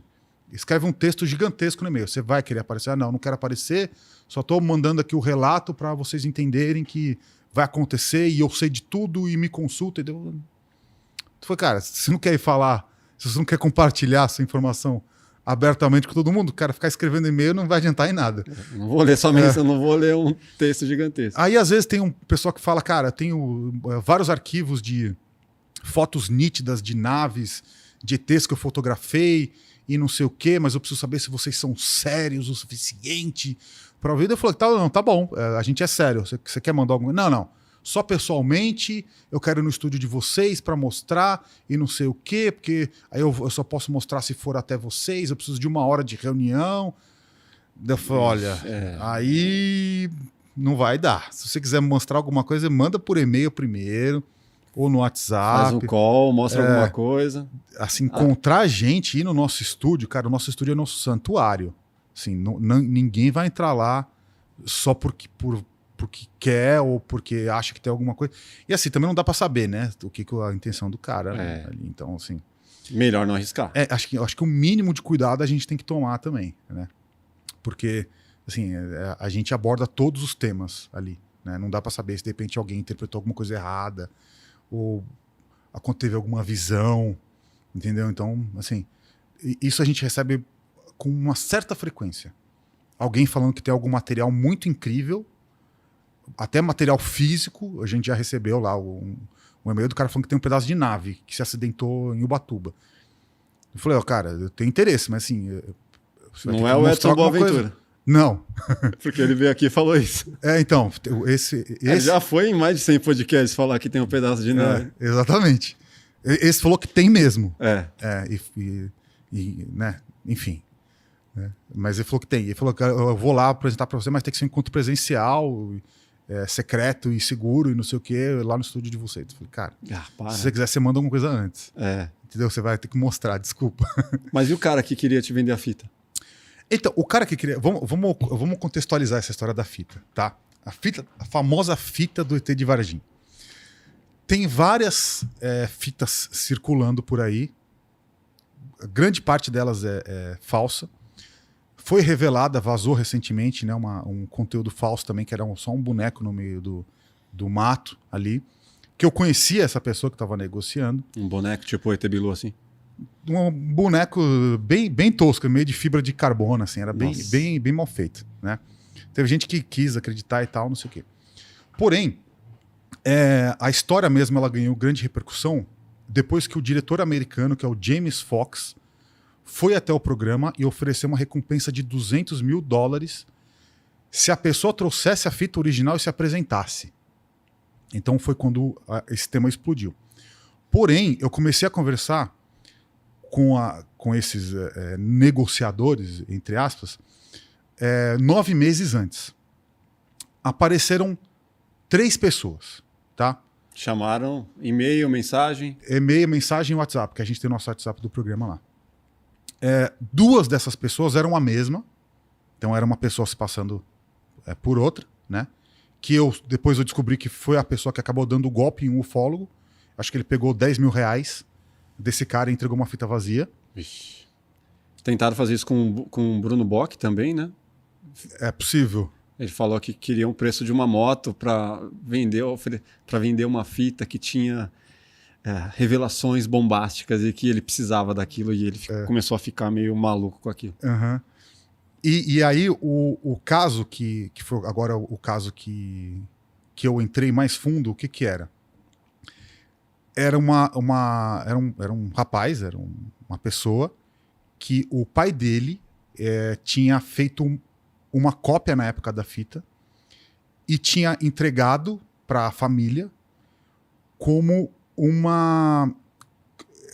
um patrimônio. Ele me falava que, cara, meu pai me entregou essa fita como sendo uma garantia para o nosso futuro. Uma herança. Uma herança, exatamente.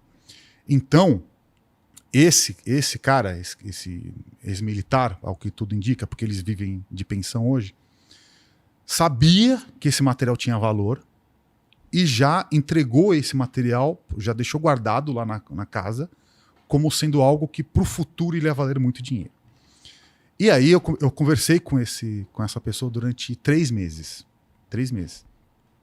E basicamente a gente tinha marcado de fazer uma call pelo WhatsApp para ele me mostrar a fita do VHS, no VHS da casa dele mesmo, na TV antiga. Beleza. A gente estava negociando, a gente negociou vários valores lá. Ele começou pedindo 81 mil, depois baixou para 51, e ficou enrolando, e vai e não vai. E diz ele que eles eram vigiados e que tinham ameaças, enfim.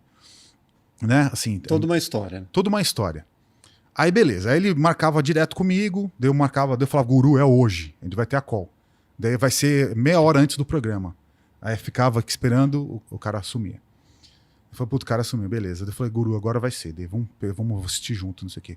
Daí marcava 2 semanas depois e tal. Mas você queria um testemunho, assim, pra estar nessa conversa contigo?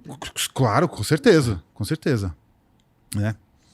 Aí o cara ficou me enrolando um tempão, né?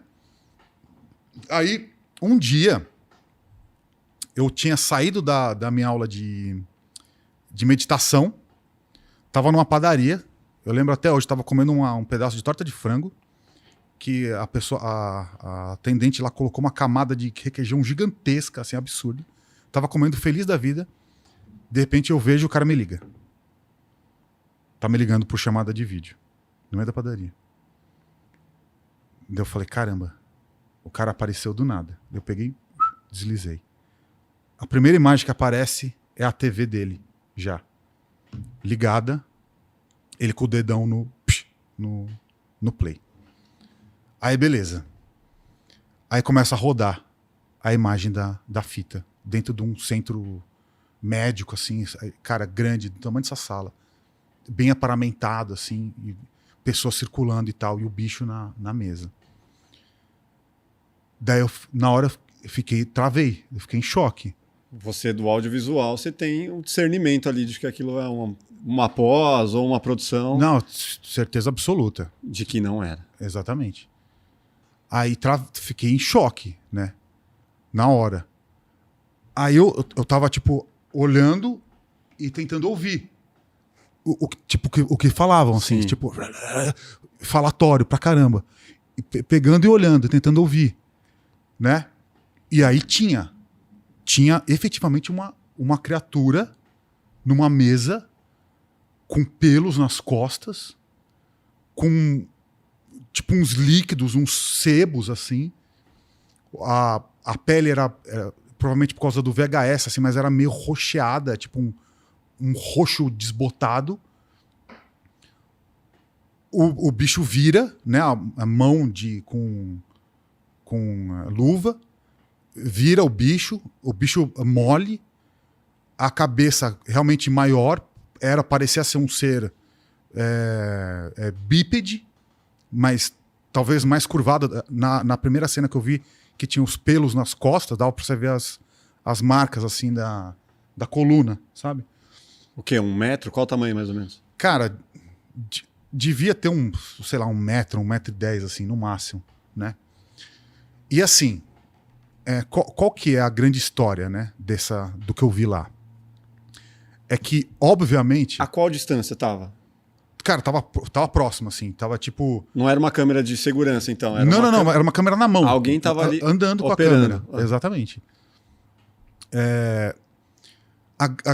O que pegou muito pra mim é o seguinte: a criatura que tá lá não é um ET clássico do cinema ou dos livros. Não é uma criatura que você olha, cara, isso é um ser alienígena igual de Hollywood. Não é. Sim. Tá? Ele lembra a descrição que as meninas deram, que todo mundo falou. Os elementos estão no ser. Por exemplo, a cabeça grande, inchada, beleza. Os olhos, tá? Os olhos, que igual todo mundo representa, como sendo aqueles olhos gigantescos, tipo um olho de tamanho desproporcional, não era isso. Era meio que um olho de tamanho normal, mas saltado para fora e muito inchado em volta. Então eu falei isso já. Que me lembrava muito quando você já viu quando a pessoa toma uma picada de abelha? Sim. No olho, que fica aquela pálpebra, fica aquele... Era mais ou menos isso, parecia que era um olho muito inchado. Mas não era aquele olhão grande igual de cinema. Entendeu? Aqueles olhos profundos. Mas não um inchado de estrangulamento ou qualquer coisa do tipo. Não, cara, era um inchado tipo como se fosse uma alergia mesmo. Parecia muito uma picada de abelha. Uhum. Entendeu? Aí, por exemplo, os chifres na cabeça. Puta, tinha chifre. Não tinha. Não tinha chifre igual. Que eles mostram 3 calombos na cabeça. Não era isso. Eram inchaços, assim, de uma pele batida. Parecia. Tipo, sabe luta de MMA, UFC? Sim. Quando o cara tá uma porrada, fica Sim. tipo um galo na Sim. cabeça? Cara, era meio aquilo. Não tinha Quase hematomas, né? Exatamente. Parecia que era um processo inflamatório, assim, alérgico. Um bicho que estava tendo um processo alérgico muito forte. Mas assim, você olha ali, você vai falar que é um ser de fora do planeta Terra, dentro dos nossos arquétipos de imagem, não é. Tá? É uma criatura nunca antes vista. Tudo bem. É uma criatura que talvez não seja desse mundo. Tudo bem. Mas não bate com um ser alienígena inteligente. Nenhuma aberração humana, sei lá, um ser que nasceu... Cara, poderia ser, porque o que eu conversei com o rapaz que tem a fita, ele fala que as pessoas ventilam isso, os biólogos, os veterinários que estão lá, o antropólogo, sei lá. Ele fala que as pessoas que estavam nessa sala discutiam essas possibilidades. Pode ser um tipo de primata desconhecido, ou algum tipo de ser abissal que vive em cavernas subterrâneas. Realmente, assim, a sensação que me pareceu um pouco isso. Me pareceu ser uma espécie de primata que habitava cavernas profundas. Então tinha, assim, resquícios de pelos, mas ao mesmo tempo não tinha tanto. Então era uma pele meio viscosa, meio cebosa, sabe? Então, assim, pode ser algum elo perdido de algum ser que vivia no fundo das cavernas. Você entendeu? Que já é maluco de qualquer forma. É absolutamente maluco isso, né? Valia mais do que os 51 mil. Pois é. E aí, o que aconteceu? Esse rapaz, ele apresentou essa fita, ele falou que apresentou essa fita para um ufólogo. Para um ufólogo renomado. Apresentou mais tempo, tipo uns 5 minutos. O que acontece? Para você foi 1 minuto só. Foi 1 minuto e meio, mais ou menos. O que acontece? Esse ufólogo teria ficado absolutamente frustrado com o conteúdo da fita. Por quê? Porque ia contra a crença de que o ET de Varginha veio numa nave. E o que aconteceu? De vez em quando o cara aparece e me fala alguma coisa, o cara da fita. Tá? Ele ainda aparece. Às vezes aparece, às vezes manda uma mensagem do nada. O que acontece? Parece que esse ufólogo teria ameaçado ele a não revelar a fita. Ameaçado. Feito ameaças absurdas. E, inclusive, coisas estranhas começaram a acontecer com esse cara. Por que eu estou falando isso? Porque isso vai muito contra a crença popular a respeito de Varginha, de que quem persegue as pessoas é o exército. São os militares. O que esse rapaz me conta é que ele está sendo perseguido por esse ufólogo que viu o material da fita e percebeu que não era aquilo que ele esperava que fosse. Então ele falou que ele recebe ameaça direto, falou que jogam coisas na fachada da casa dele, dão pedrada o tempo todo, falou que ligam para a mãe dele ameaçando, falou que recebe mensagem de WhatsApp de telefone anônimo. Mas ele revelou a imagem dele, ele se revelou, esse cara que tem a fita, ele deveria estar totalmente oculto, né? Se ele tem algo tão importante... Então, eu acho que assim, provavelmente ele estava negociando com outras pessoas, não só comigo. Provavelmente ele estava negociando com esse ufólogo também. Deve ter chegado em algum valor lá, sei lá, que ele queria. E o cara falou, tá bom, quero ver mais tempo.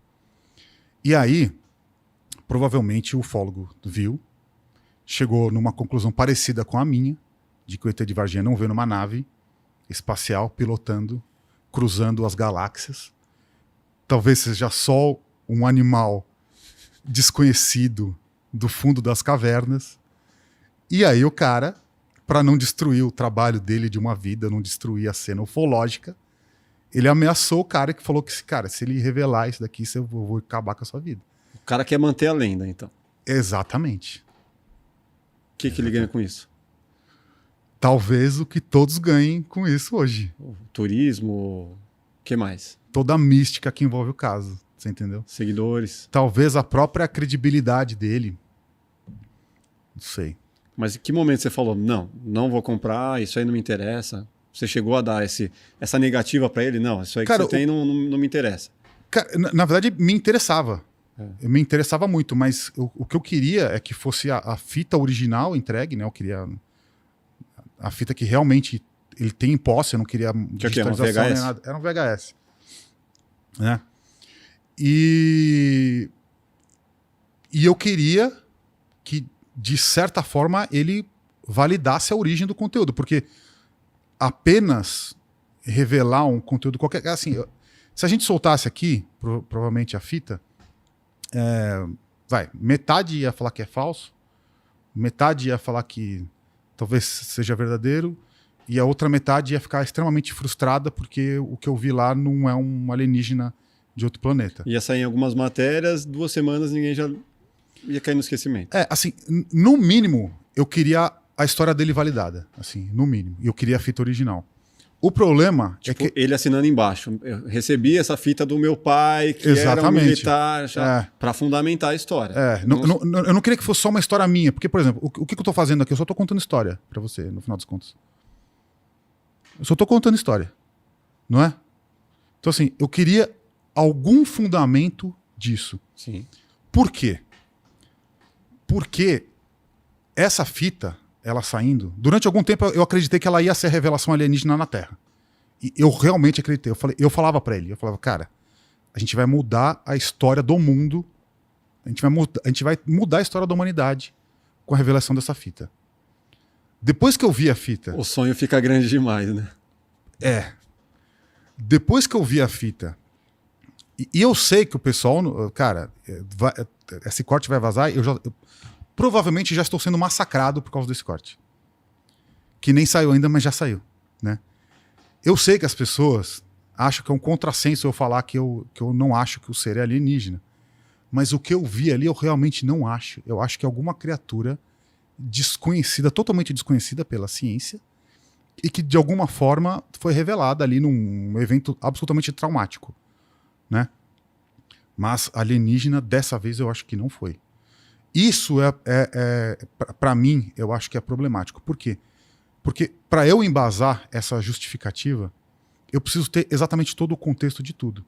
E outra, o cara, ele não quis mais vender.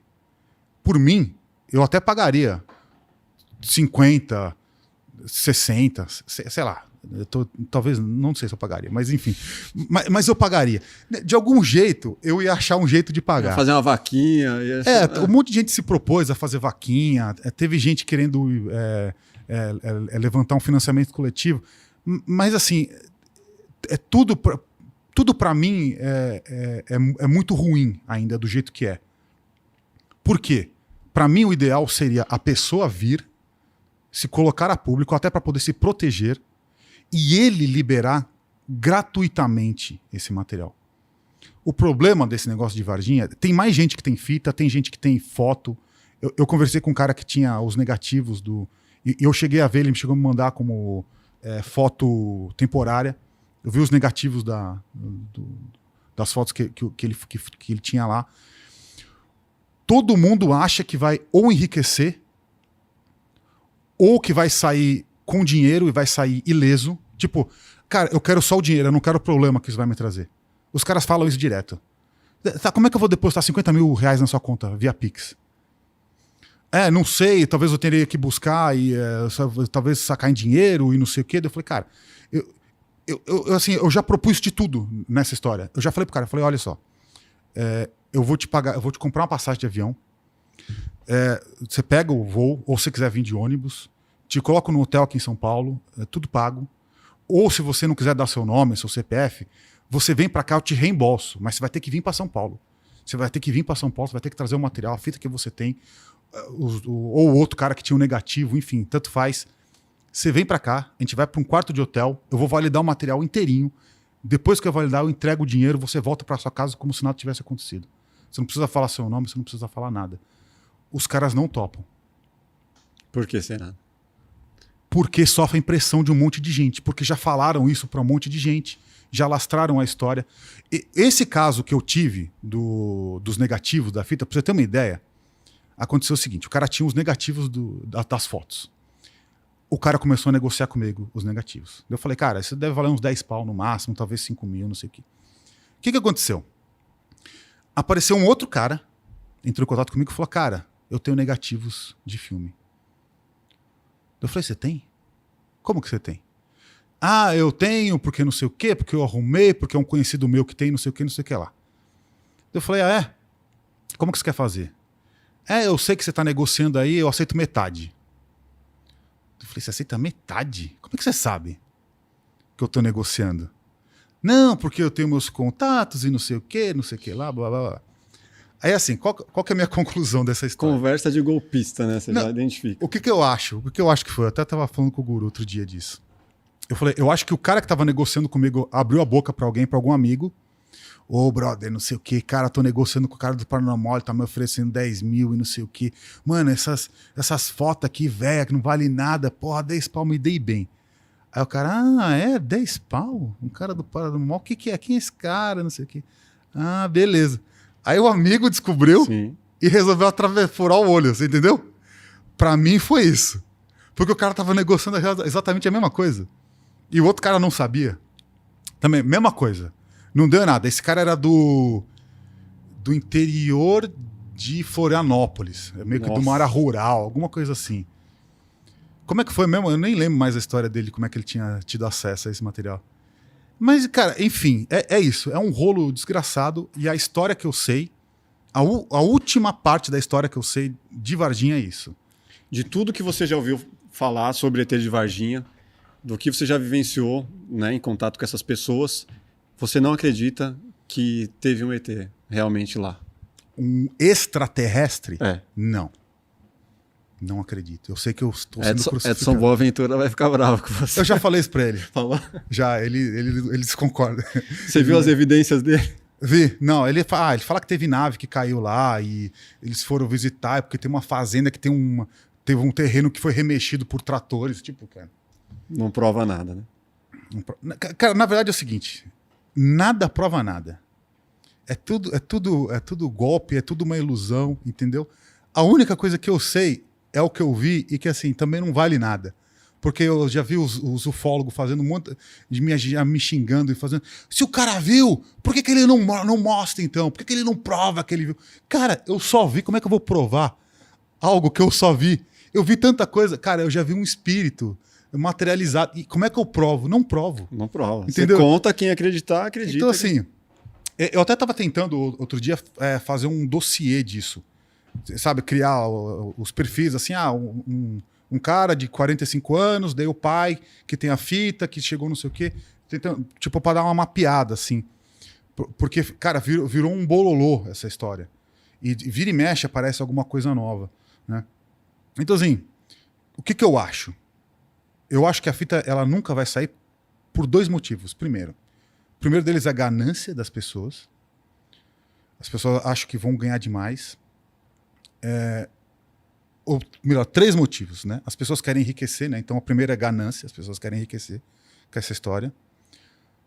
Segundo, algum medo de algum tipo de retaliação. Por exemplo, esse cara que me mostrou a fita, a família hoje vive da pensão do exército do pai. Entendeu? Do exército ou da aeronáutica, lá, sei lá. Então, meio que a família vive disso. É uma família, sei lá, deve ser classe média baixa, entendeu? Assim, quer dizer, tem algo a perder economicamente. Exatamente, tem algo a perder economicamente. E o terceiro ponto, que para mim é o principal, é que ali, não existe. O ET não é um ET. É uma criatura desconhecida, na minha opinião, de novo, tá? É uma criatura desconhecida que habita o interior da Terra. Habita as cavernas. E aí tem interesse dos próprios ufólogos para que a fita não saia. E essa fita só não saiu, essa que eu vi, que ela poderia ter saído, ela só não saiu porque surgiu esse ufólogo na história que começou a ameaçar a família do cara se ele soltasse a fita. Então, assim, é a conspiração da conspiração. Quem tá falando a verdade? Ninguém. Ninguém sabe de nada. Meu querido máfia. Daqui a pouco vai aparecer alguém. É uma lá. máfia, cara. Literalmente uma máfia, a máfia do ET de da Varginha. ufologia. Cara, que foda. Eu não boto fé. Já trouxe aqui o assunto ET Bilu. Meu, totalmente por acaso. Veio aqui o diretor lá do Danilo Gentili. Uhum. E aí, cara, isso aí também deu muito o que falar. E a galera caiu de pau já. Só por eu falar que eu não acreditava, a galera já vem com pau e pedra falando: como assim você não acredita e tal? Não dá pra acreditar em ET Bilu. O que você acha do ET Bilu? Cara, vai ter muito corte já aqui saindo. ET Bilu não dá, velho. Não, vai ter muito corte já aqui. Esse aqui a gente deixa para um segundo bate-papo, vai. Cara, eu tenho uma pergunta aqui que normalmente eu faço. É um lance que se chama curtograma. Normalmente eu faço com todos os convidados. Curtograma eu aprendi em meio à pandemia. É um lance de autoconhecimento. 2 colunas que normalmente você preenche com coisas que você gosta, que você não gosta. Quero entender de você, Ale. Hoje, o que você gosta e não faz por falta de tempo, seja lá por que for? O que eu gosto e não faço?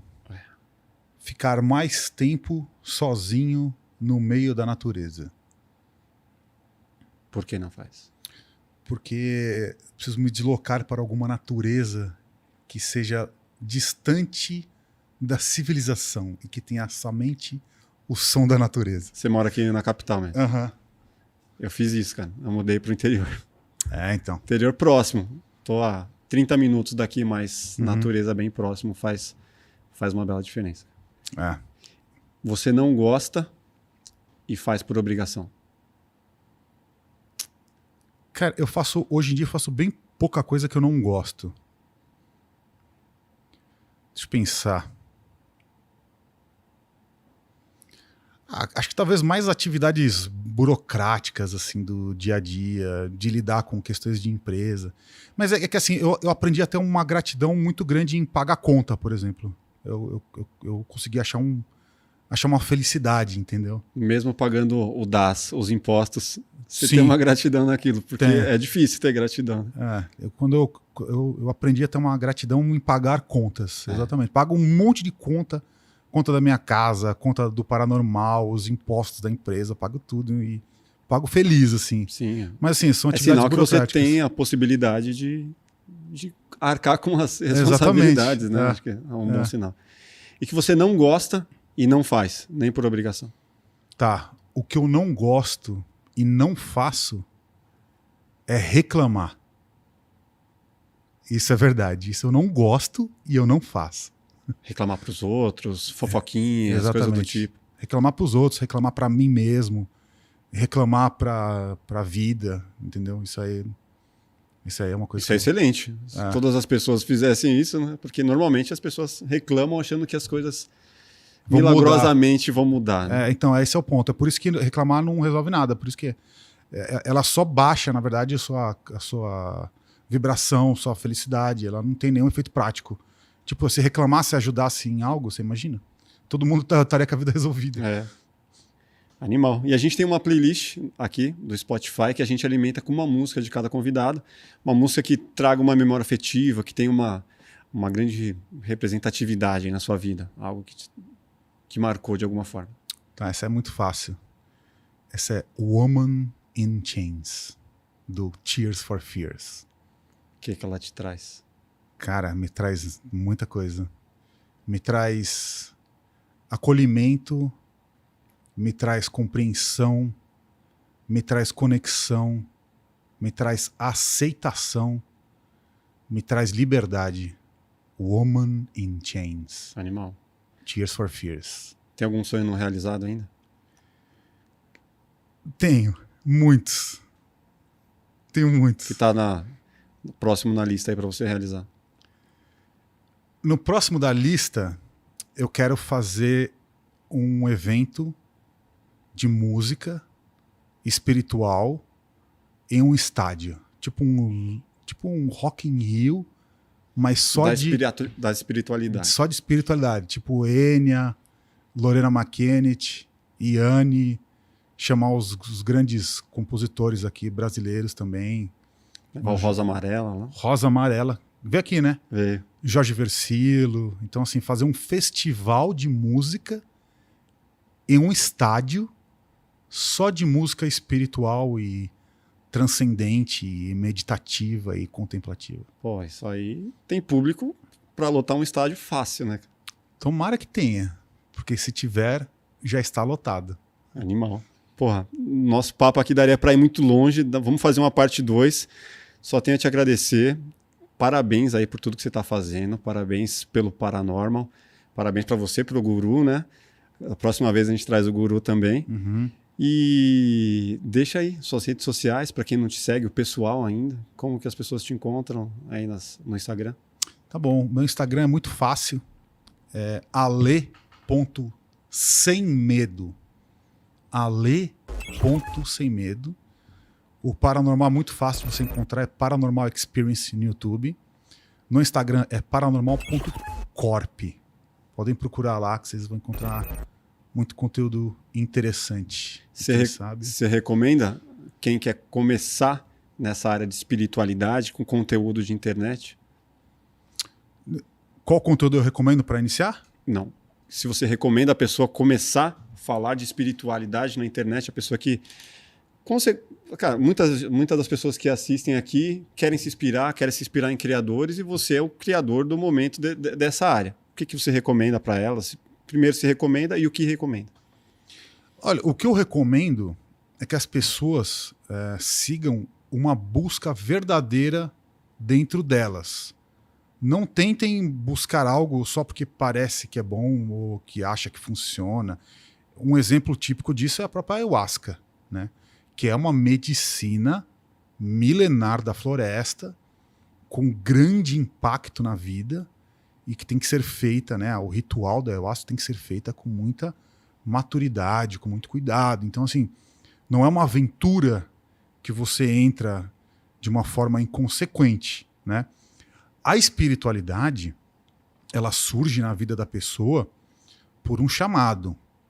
Normalmente, o que a gente aprende é que a pessoa ela recorre à espiritualidade nos momentos de grande dor e desespero, né? Normalmente quando a água bate na bunda, né? Exatamente. O que é bom, porque é o recurso mais eficiente que existe. É mais eficiente do que qualquer outra coisa. Porque a espiritualidade é a batalha que você trava com você mesmo. Às vezes as pessoas acham que beber para esquecer um problema vai solucionar, e que é o que as pessoas fazem, e é exatamente isso que a nossa sociedade cultural ensina. Todas as nossas músicas têm em algum momento em que alguém vai beber para curar uma mágoa. Então a gente está acostumado com esse conceito de que isso funciona. Mas isso não funciona, isso afunda mais. Só leva a pessoa num abismo de desgraça constante e acumulativa. A espiritualidade ela vai ao oposto disso. Que você vai efetivamente se enfrentar.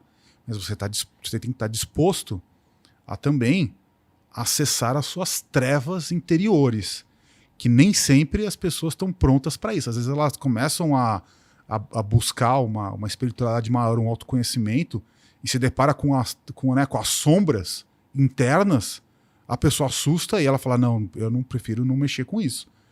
Que é o que a gente tem. A gente tem o nosso lado sombra, o nosso lado luz, a gente tem uma parcela de trevas dentro da gente consumindo, tentando corroer, destruir a gente o tempo todo, né? E aí? Como é que se resolve isso? Cada um resolve de um jeito. Tem gente que vai tomar remédio, que vai, né, fazer processos psiquiátricos profundos. Tem gente que vai na terapia. Tem gente que se enfia nas drogas. Tem gente que se enfia nos vícios. Vício de jogo, de bebida, né, ou de qualquer outra coisa. Cada um encontra a sua fuga, né? No exatamente. Contas, é uma fuga, né? Fuga de quê, né? É maravilhoso isso. De quem a pessoa está fugindo? De si mesma. Da realidade interna. De si. É a fuga de si, né? Porque é difícil lidar com si mesmo, né? Mas a espiritualidade é um recurso que está aí para isso.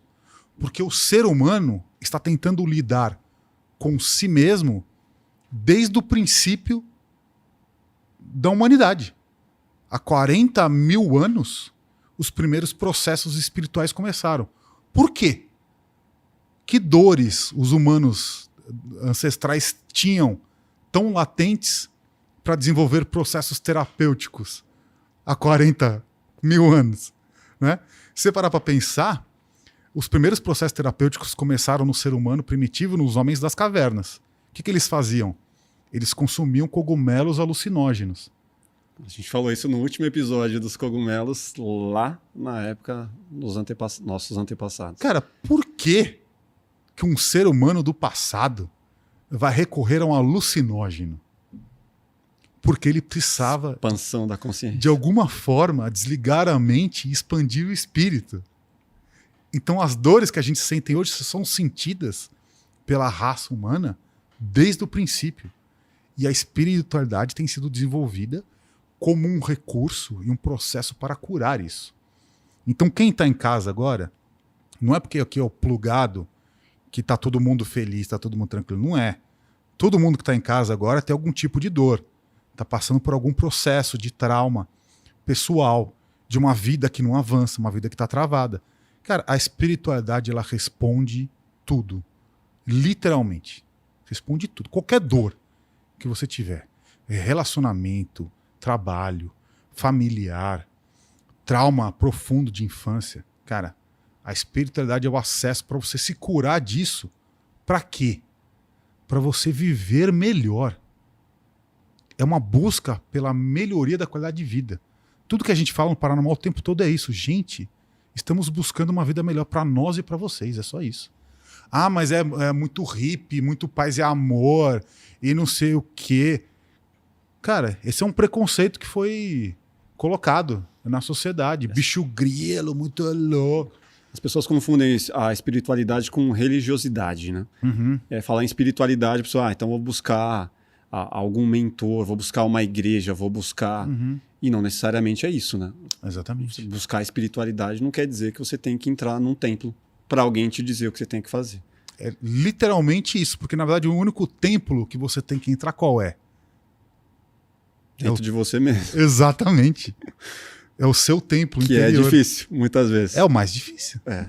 A espiritualidade é uma batalha. Quer dizer, a pessoa que começa a produzir conteúdo então para a internet, ela vai ter que ter essa busca interna, principalmente para saber o que vai passar por outras pessoas e não querer passar um hypezinho ou algo infundamentado. Exatamente. Essa é a linha. Mas, assim, nada impede também da pessoa estar vivendo uma nova jornada de busca espiritual e compartilhar esse caminho. E né, documentar essa isso, né? trajetória. Exatamente. Então, que pode ser, né? Pode ser exatamente isso. Então, você vai documentar a sua jornada em busca da autodescoberta e da sua espiritualidade interior. Acompanhe aí a vida dessas pessoas. Sendo verdadeiro, né? Acho que Uhum. é isso que importa, né? É. Porque às vezes a pessoa vai também numa onda ali de vou atuar aqui, vou acreditar naquilo outro. Não, seja verdadeiro, né? Acho que para a internet é isso que importa, né? É E isso. o que vocês estão fazendo lá é muito verdadeiro. Parabéns. E obrigado por ter vindo aí, animal. Já sigo você há tempos aí. Cara, fiquei muito feliz com o nosso papo. Você fez parte agora do meu processo de expansão espiritual. Você é mais uma energia que vibra em conexão e que agrega a minha vida e a minha constituição de universo. Porque esse é o último recado que eu vou dar. Tudo que existe, existe para você que vive. Então tudo que eu falei, na verdade, não fui eu que falei. É você falando para você mesmo através de mim. E isso é com todos vocês que estão em casa.